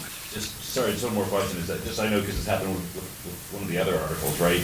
Like upon receiving the legal news, the petitioner decided to still keep this, couldn't they have pulled the petition upon receiving this legal feedback? I'm just trying to understand if there was a reason that they kept it despite hearing. I think there's an intent that we're working collaboratively towards a solution. We haven't reached that solution necessarily today, so I understand why they haven't pulled it back, and it's all in good faith, and I don't even think it was done in anything else but good faith. They saw the bylaw, they were trying to change the bylaw, and we were trying to work with them to do that. I mean, I think this board has been pretty transparent in its support for public safety, and I think that, this particular issue is above and beyond what I think even town meeting can really do. I think this is something that needs to be looked at under the confines of collective bargaining, which again, is not this board, is really not subject to town meeting. And I think, I'm agreeing with Wendy, I think no action would probably be good on this, and just a small description that, seems to be at odds with state law and, I would just have it just at odds with town council. Yeah, no, that's recommendation, fine. and that leave it at that. Sure, I'm okay with that. Well,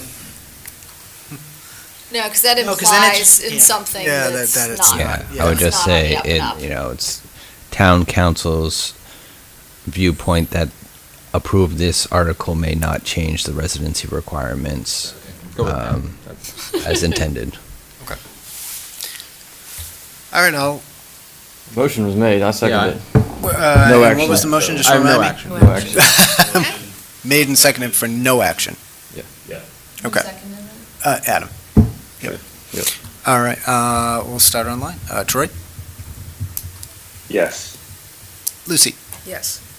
Yes? Yes. Wendy? Yes. Jen? Yes. Rod? Yes. Adam? Yes. Jeff? Yes. Jim? Yes. And I'm a yes. Jeff, you got the description? Oh, sorry, what is, Oh, go ahead, the Troy. description? Yeah, and maybe a different view on this too, not from the legal side. My company a while back tried to define what a remote worker was versus not, and came up with tried some distance description, and it just became impossible to define. And as we know in Massachusetts, 40 miles in one direction could be 2 hours away or 40 minutes away. It was undefinable, and it had really no purpose to make up a number. So just to support whatever we all decided on. It's a weird thing to define. I mean, I think Dennis's language, something along those lines would be perfectly fine. If I could somehow, some way come back on here, I think I caught it, but I just want y'all to make sure that you're okay with Give it our this needful before we. revenue. Is this the last one? Yeah, this is the last one. Can I ask, I'll ask a question when you're done writing that. And there you go.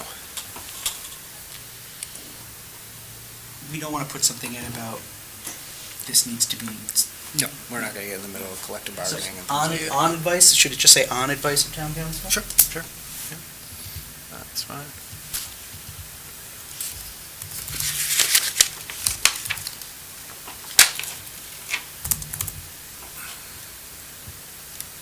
It reads weird. Now it reads weird.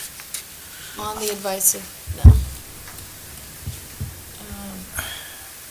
The article? Seems to, Or just, this article would not have the intended We effect?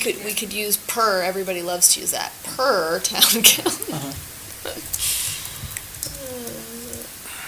Yeah, no, nobody likes to see per my email.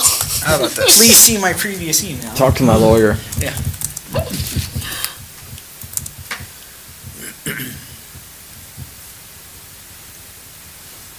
Yeah, I would say in the opinion of the town, see the council.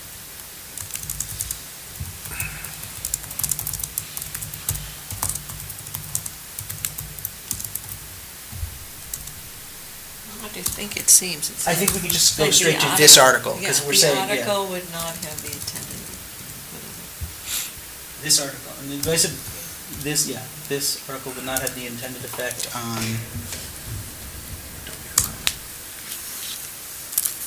On residency requirements, right? Yep.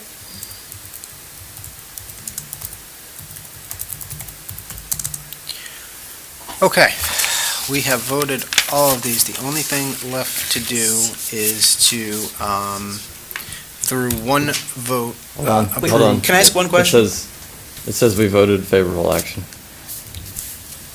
Oh, no action, Both, no action, yeah, no action, no action. Article 13 says no action up above. Right, and I was gonna ask about that, because it's still listed I pulled up what's on the website right now for what's in the warrant. Has it been officially pulled? 13? 13 is, it's Mr. Siebold's article. Once it's on the articles, it's in the article. The articles are the articles. Once they're in, we So, can't. did we vote on that? Yes, we did. We voted no action on Article 13 and chose not to have a description. thought- Feels weird to not have any description. Well, we have not approved. Because we haven't approved all the comments description- yet, yep. yeah. So if there's anything to be made, I mean, the description here that I would suggest is, this board has been informed that the Yeah. petitioner intends to withdraw this. Exactly. So, let me ask this then, so then, are you saying that the petitioner is intending to stand up at town meeting and remove it? Because it will have been printed and went in the book? someone could make a motion and to indefinitely postpone the article, and it could be anyone. The only reason I'm asking for that clarification is it feels like if that does not happen, it still feels like there's some sort of clarifying statement that could be made to explain what this is. Because folks look to the recommendations to understand what it is they're voting on. There's no reason that we can't just get up and talk about it if that Okay. was the case. That's true, too. You'll have to present the article, right? We have to explain to them what they're voting on. Well, what we're saying is that it's likely going to be pulled, so there's nothing to vote on. And I guess my argument is, until such time as it's pulled, it hasn't been pulled, and it feels like we need to craft language, if we need to speak on it, that we agree to, as opposed to writing it in the moment there. If it makes any sense, you could refer, because this is a duplicate article, do you have the recommendations from? Well, that was like it was 2 or 3 years ago All right, that he so- last brought it up. I guess all I'm saying is it feels like what's, regardless of the content, what they're asking is to remove Stoneham specific language and refer to the general MGL. And I don't think we have to say more than that, but it does feel like if it's not pulled, we need to have something prepared to tell people. I mean, when we talked about this, Dennis, you had stated that you had an email, is that correct? Or was it verbal from the petitioner? I believe it went to the select board office manager. Okay, so we have knowledge of an official correspondence from the petitioner that they intend to pull this. This is a very attenuated discussion that we just had, and, for our purposes, for this board, to know that the town administrator has told us that there's a written record that this is going to be pulled, to have that discussion here and now, I think is Okay. not advisable. But I agree, we should put something, if it has been informed that this article will be Withdrawn thank you. By the petitioner. by the petition.